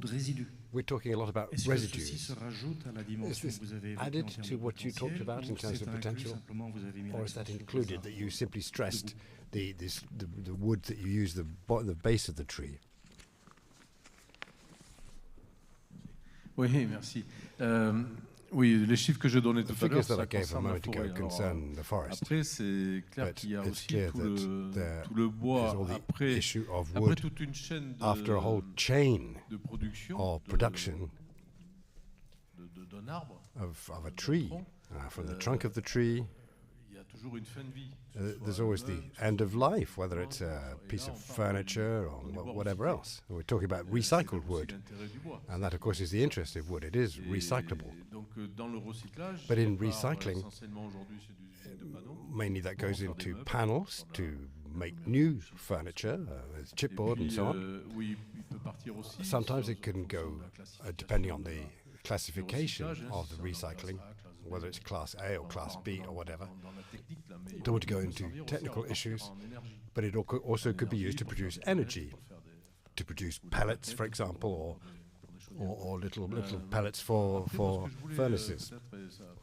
But this is maybe not something in the question, but I had another message that I wanted to get across. The forest can today contribute, the Ministry of Energy Transition for a number of years now created what we've called the low carbon label, and the forest is eligible for this label. There are companies in their production who need to decarbonize. They can fund this wood on land which has been subject to crises. Just two examples in the Gironde area around Bordeaux, around the Atlantic coastline, and that could be extrapolated to here, and I'll tell you why. In 2022, we lost more than 30,000 hectares of forest because of the big forest fires, and it's being reforested with carbon credits. So that's interesting. That means that from the financial point of view, we can return to funding in terms of the creation of new resources. And we also have another example in the Gironde area. There are 9,000 to 10,000 hectares of vineyards, and there's a question as to whether they should be uprooted for phytosanitary reasons because of various diseases and so on, but also for economic reasons. We don't drink enough wine anymore. So that again, for this land, the low carbon label was eligible too. So there are a lot of applications at the moment. So we've been talking all day about the effects of climate change and global warming. This long-term effect. It's not for us, but it's our children, or particularly our grandchildren. What we're planting today, that's for our grandchildren. The rhythm, the long-term rhythm, is one that forestry people are very much familiar with. We're not working for ourselves, we're working for the people who are going to be coming in a lot later. And what we're using today is what our grandparents planted. So we're very familiar with this philosophy and this time frame. So once again, I think that the forest, if it can take over former agricultural land, if we focus on the Pyrenees-Atlantic area, the county around here, there's a fall in the reduction of cattle farming, and I'm told that, I'm not going to say what my source is, but 30,000 hectares of pasture land may well be abandoned in the future. 30,000 hectares. So if we grow wood on those 30,000 hectares, then we can produce a lot of wood for timber and biofuels. Patrice, thanks very much. Philippe, you had one more point? So it's not a question, but it's a comment. Just reacting on what was just said. Investing, and I think it's also to shed positive light on this panel. Investing into this type of infrastructure project is also a cross-generation investment because, as you are saying, these are long-term investments, and so that will be solutions also for the future generations. That's one. It's also cross-generation because most of the money invested into those projects comes from insurance companies, retirement schemes. So that's your own retirement scheme, but future generations as well. So I think it's important to have that in mind. And the third element, not cross-generation, but you are all aware of that, but I think it's important to insist. There's been quite a major shift in the financial world, although today it's a bit challenged with what is happening in the US, but I think it's, l'écume sur les vagues, as we say in French. But the long-term trend is money is pushed towards the green economy and the green transition, not only because it's nice, but also because people understand that's where they would be making money. And when, at the moment where the financial world is understanding that, I think it's a good news because money is naturally flowing towards that.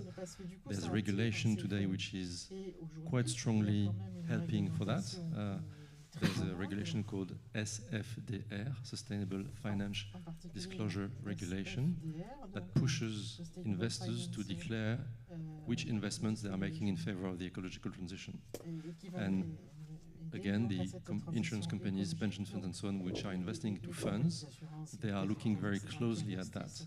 And if, as a manager, I'm not able to demonstrate, a manager of funds, I'm not able to demonstrate that the money I collect from them will be effectively invested into sectors related to the ecological transition, my life would be much more difficult. So just to say that the money is there also to fund those projects.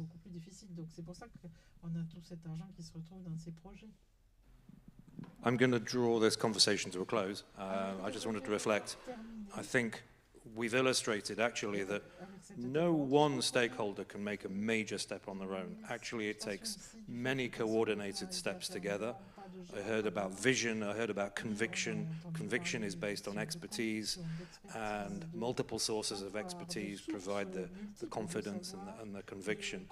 And it's clear that we have the direction. It will be a lot of hard work along the way, but I think it's really encouraging that we have 7 experts like we have here that can get together and have this dialogue.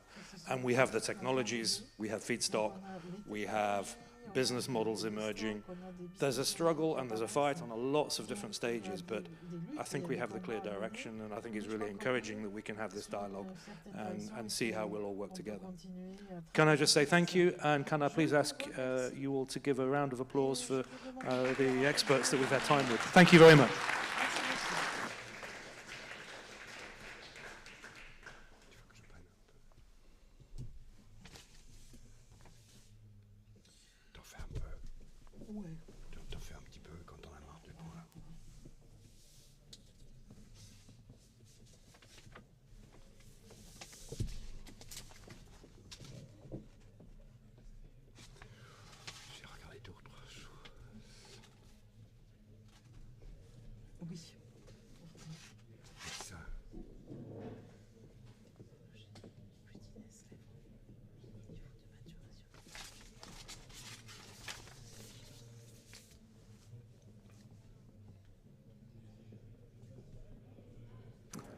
Voilà, on va monter le micro-pupitre maintenant. Quelques instants, juste quelques secondes de pause, puisque John Cooper va enchaîner de suite avec la suite de cette présentation. On va lui laisser la main maintenant, et cette présentation qui sera sur écran pour la conclusion de cette première journée. Restez avec nous, puisqu'ensuite, vous le savez, c'est une présentation du Tour d'Europe que nous aurons le plaisir de vous proposer. Merci. Tour of Europe, and that's going to be given after this. Thank you. Eh bien, je suppose que vous êtes tous dans l'attente d'un dernier verre, d'un rafraîchissement. Donc, je vais essayer d'être bref sur la réglementation européenne. Alors, je travaille avec think tank à Bruxelles qui s'appelle le ERCST. Et je vais vous présenter ici un article qu'on a présenté en janvier et qui concerne la façon dont on peut améliorer la souplesse, si je peux dire, de la réglementation européenne sur les transports décarbonés.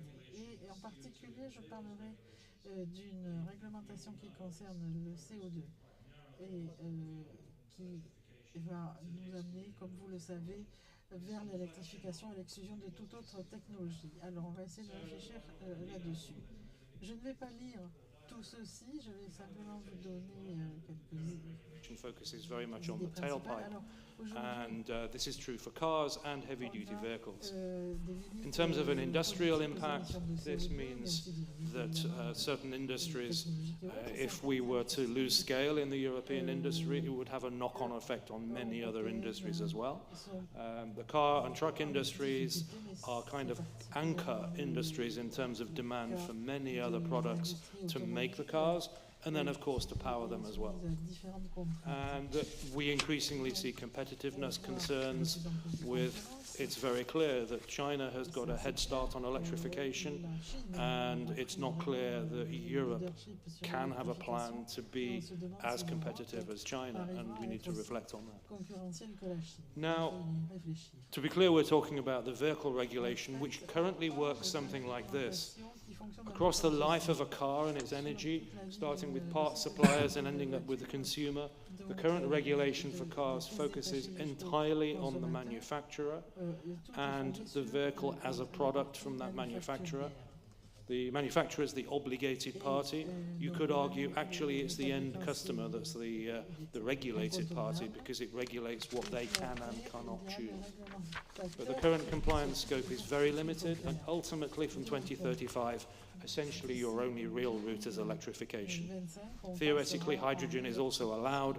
I think that's not emerging as competitive, certainly in passenger cars. Maybe it could be in trucks.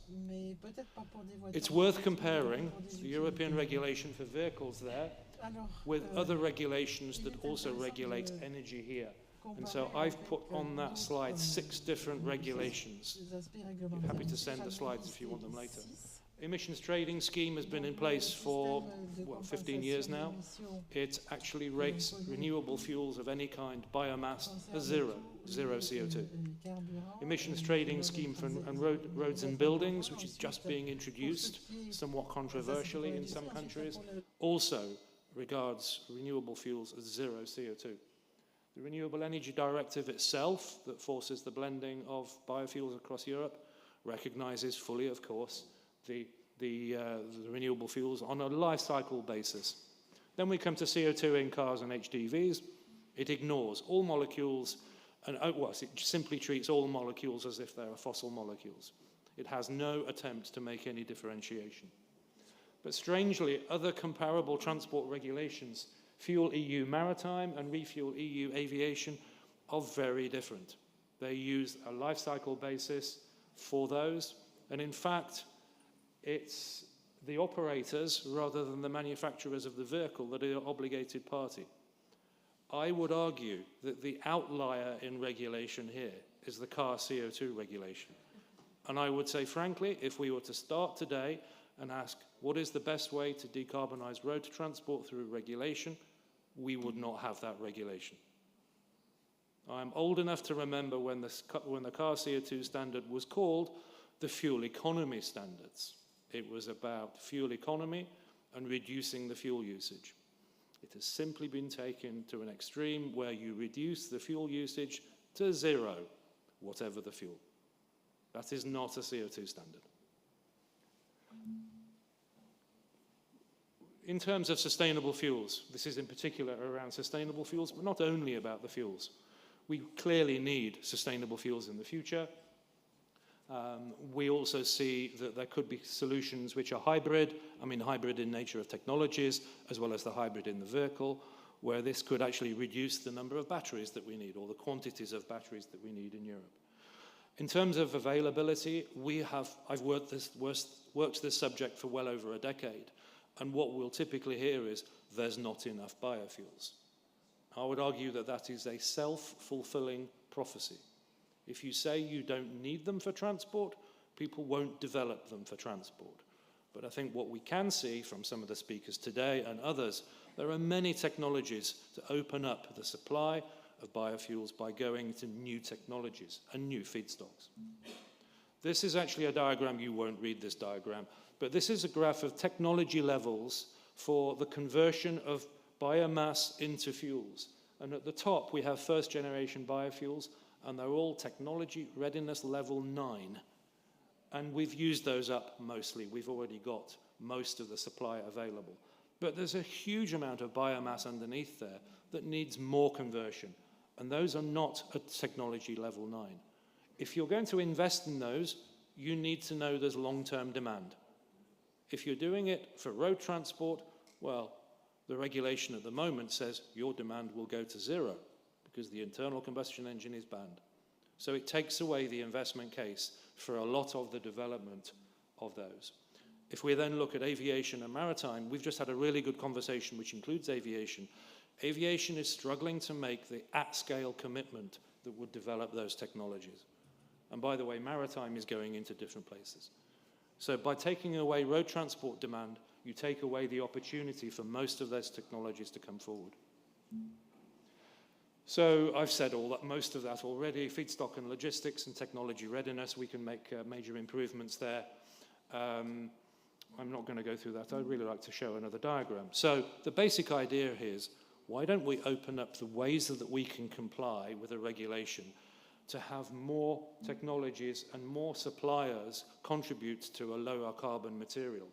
The core one there would be to recognize renewable fuel in the vehicle, in the use of the vehicle. But potentially, why not recognize in the regulation the use of a lower carbon steel or plastics, or for that matter, batteries? Because strangely, the electric vehicle mandate does not require the battery to be manufactured in a low carbon way. So there's a lot of things that you could do if you started from scratch. And of course, you could also have some influence from customer behavior. Compare this with the regulation for aviation, where actually the user has an obligation to choose, or a benefit to choose lower carbon energy. It just seems strange to construct this entirely around the vehicle product and mandating the manufacturer alone to make this as a contribution.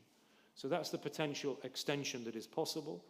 By doing this, you could actually make a business case to invest in making low carbon steel in Europe, because the car industry could pay a little more for the steel, for the plastics, for the battery, for the energy they use to make it. It just is an opportunity that is there that we can take. And so really this is all about broadening the scope from just the tailpipe and recognizing low carbon fuels and low carbon other products as well. My last graph is a piece of work that Konkawi did while I was there in Brussels. And again, you're not going to be able to read this, but essentially this graph is about how many batteries do we have in Europe from very little to generous supply across the bottom, and the way you have your fleet made up to maximize the CO2 reduction that's available from using those batteries. And the simple message is, and it's pretty obvious, if you don't have enough batteries, you should be making plug-in hybrids. You should be finding a way to get people to plug them in. And then when they can't plug them in, you supply them with a renewable fuel. And you may well do just as well as if you had a full electric vehicle fleet, but with far fewer batteries. In the wake of the failure of Northvolt and the British attempt, British Volt, and the domination that's emerging of batteries from US, China, and Korea, it would seem sensible to look for other options as well. This is really just my concluding remarks, that really we have got a very, very narrowly focused CO2 regulation, whereas in fact there are many things that we can do. And it's not only about giving car makers another option, it's about giving other industries an option to contribute as well. By doing that, giving them a reason to stay in Europe and to invest in low carbon technologies. It's an opportunity. I would just say let's not miss that opportunity. And I'll be happy to share this with the Commission and other folks in regulation to help develop the idea. This was based on a paper that was published and is on the ERCST website, and I'd be happy to have a further discussion over a beer or a glass of wine. And my final thought is a quote from the Belgian Biofuels Association, which I think would be fitting for the moment, where they say, biofuels, you should drink the best and burn the rest. And with that thought, I leave you and I wish you to have a good evening. Thank you.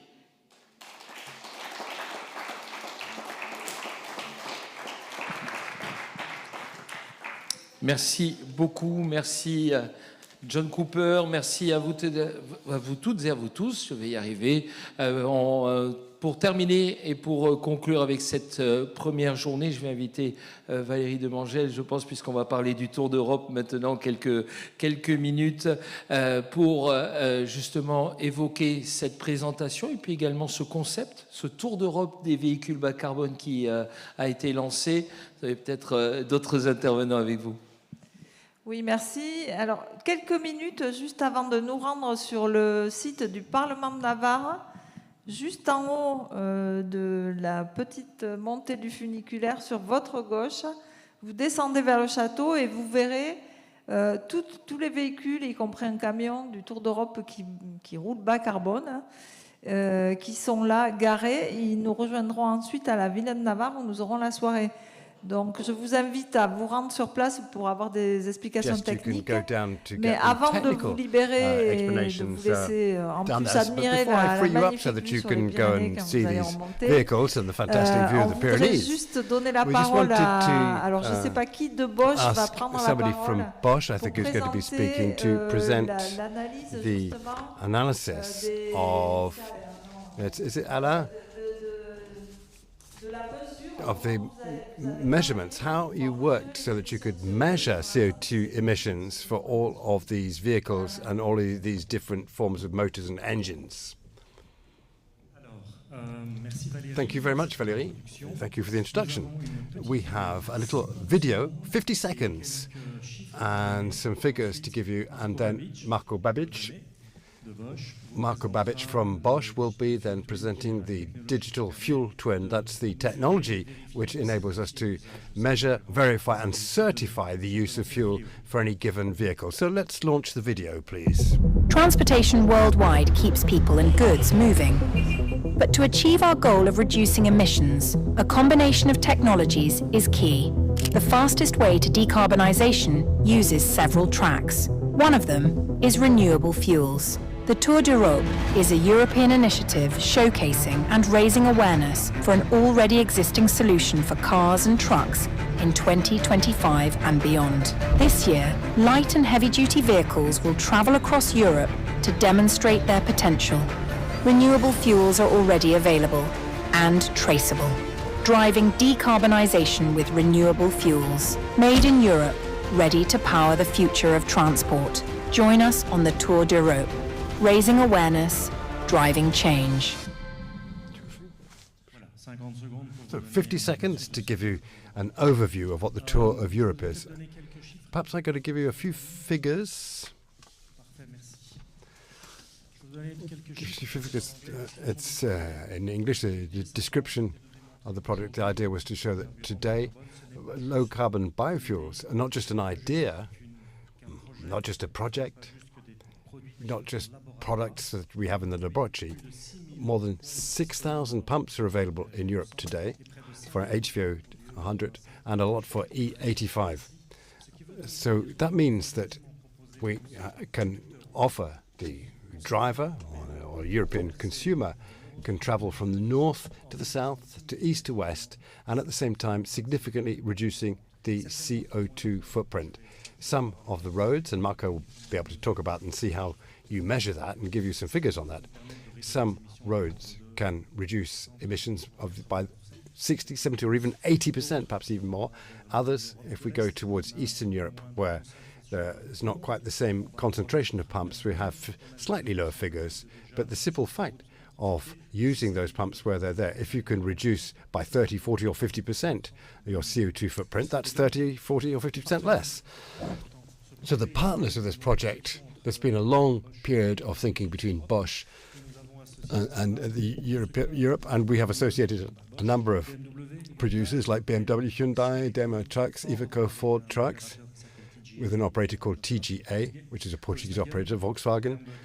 And for fuels, we have Repsol, Eni, and Mova, Neste, Pio, a Portuguese company, Avia, a retailer, Fuels Europe, EBI, IVABA, there's fuels based on waste biofuels, Eurogas for biogas, and Iveco is presenting a vehicle that runs on biogas, ePure, represented today by Bioethanol France, the IRU, which is the International Road Haulage Union, which brings together all people connected with road transport, VDA, participants, and it coordinates the work of analysis of the performance of different roads with two German universities in Darmstadt and Karlsruhe that are going to be producing a report. And what is the report going to tell us?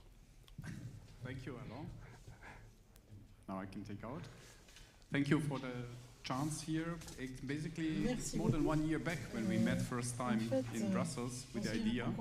It was only 3-4 persons out of us. Now we have 25 partners supporting the idea. The goals are clear. There are renewable fuels. If you give me this, could be some more slides. The goals you see here are really to include the complete value chain from the fuel production to the user, demonstrate the fuel availability across the Europe today equitable. We have infrastructure, we have the vehicles, we have, however, now also the data. What is the digital fuel twin providing us? The slide about the DFT is not in his. I will explain it. So basically, we as Bosch with the digital fuel twin provide a cloud software-based, no hardware changes needed neither in the vehicle nor along the supply chain. It's pure based on the standardized interfaces and data which is defined today for the fuel producers but also for the vehicles, OBD, OBFC and relevant data. With the intelligence, combining the data points, we as Bosch can trace the delivery from the production to the single vehicle level and acknowledge with the usage certificate that this vehicle being refilled 38 liters of this CO2 footprint. For that, every single vehicle crossing now throughout the Europe, we have 5 routes in total. Few vehicles are on the route number 2 or 3, from Portugal via Po to Brussels. We track all the single refill events, either fossil or renewable fuels with the corresponding content, providing the well-to-wheel CO2 footprint of the different vehicles. The OEMs have contributed with different vehicle types, PES cars, gasoline, heavy duty, gasoils, so that we are at the end of the tour able to provide de facto industrial standard working for everyone out of this value chain who wants to use that in a second step. So it's ending in June, but there will be industry-wide de facto developed standardized interfaces and data formats working for everyone. And that will be presented in the closing event in Brussels, 23rd, 24th, in our final report with the universities. We have University Darmstadt also presenting tomorrow, and based on the data which was collected along the tour. To join, maybe more about the details, the vehicles are out there, will be there to explain what is the history, the interim report of each single vehicle. Thank you. Merci beaucoup. En effet, les véhicules sont sur le boulevard des Pyrénées. On va les retrouver dans quelques minutes. On va demander tout d'abord à Sylvain de nous rejoindre, puisqu'il y avait une présentation également au travers des carburants bioéthanol France. French bioethanol fuels, which is some information that has been acquired during this tour of Europe. And then we see the magnificent hydrogen vehicle moteur de l'équipe de Vision Technology, c'est Thomas Dufour qui prendra la parole. Technology Vision people have been working on. Vision Technology, he will be presenting. Je vais passer à Nicolas Kurtoglou qui demain fera une belle présentation sur le super éthanol 85 et qui a organisé tout le travail avec Ford, notamment to provide a Ford Kuga that works on super ethanol 85 and of course all other forms of gasoline, because of course fuel flex engines can use any vehicles.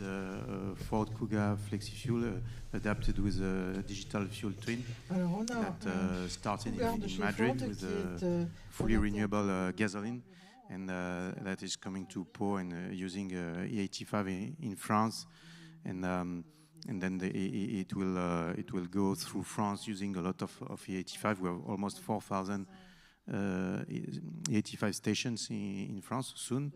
At European level, it's like 5,500, and going then to Switzerland and a little bit in Germany, and finishing with Brussels on the 23rd of June, basically. And there will be on the 18th of June a great visit of a bioethanol plant, and tomorrow there will be also one in a bioethanol plant just next door here, 20 kilometers in Lac, with these cars. And the north of Strasbourg, there's also a bioethanol plant there to show the MEPs, especially, what is the reality of production of bioethanol in France, which is the country which is #1 in bioethanol production in Europe. On rappelle d'ailleurs que demain, c'est une visite qui nous est proposée demain après-midi à partir de 14h pour cette visite donc de l'usine de Lac qui est proposée. Merci beaucoup. Dernière présentation donc avec l'équipe de Vision Automobile, c'est Thomas Dufour. Je crois qu'il est Thomas Dufour, I think, who's just left the room. I think he's going to come back. Thomas, he's with his kart, go-kart, an experiment using a hydrogen engine, and he's going to be talking about that. So you're on, Thomas. Just a few minutes. The first vehicle that you will be able to see just as you leave this room, and then we will invite you to go up to the boulevard and also enjoy the fine vision of Pau. Thank you very much. Sorry, there were some questions that people were asking about the go-kart. We're a young startup in Pau, created in 2022, converting internal combustion engines, diesel engines, to gas, which is biomethane and hydrogen. This process means that we can decarbonize mobility, exclusively light vehicles, not heavy goods vehicles. But this method means that we can do retrofitting and use 90% of the parts in an internal combustion engine that we can still use. And most of you have probably still internal combustion engines. So this is a hydrogen go-kart, which is retrofitted in 2022. It's a vehicle that ran during the Grand Prix in Pau in 2023, and Terega was with us on that project. We have recruited, the structure has grown, and now we're looking at 4-cylinder engines that can propel power utility vehicles. And now the company is moving towards retrofitting industrial vehicles so that we can decarbonate mobility in a very broad sense. And today we have pilot projects, that's what we do, which we build with major groups like GRDF, working with them on biomethane. And that means that we can approach each segment of the market, each kind of use of vehicles, and to see how we can see what retrofitting of internal combustion engines that you have in your industries would involve. Perhaps you have like forklift trucks or other vehicles and so on. So this is we're open to any kind of cooperation on pilot schemes. If you have any ideas, we'd be very happy to join you on that. And I hope to see you very soon with a larger vehicle to present in a few months' time. Thank you very much. Vision Technology, this is the end of the first day, and so we're going to launch the jingle. And everybody here, we would invite you to go outside at the end of the jingle. Thank you, all of you, and I hope you have a very good evening, and we look forward to seeing you tomorrow. But don't forget that this evening we'll be at the Villa Navarre, which is a fine restaurant, so sometimes you might need to, perhaps you could get a lift with some of the Tour of Europe cars, so you'll be driving there in a low carbon mode. We're expecting you there at 8 o'clock at the latest at the Villa Navarre, which has a magnificent garden. It's one of the English villas from the 19th century and has a fine view over the Pyrenees. So you might be able to drive there in a low carbon vehicle.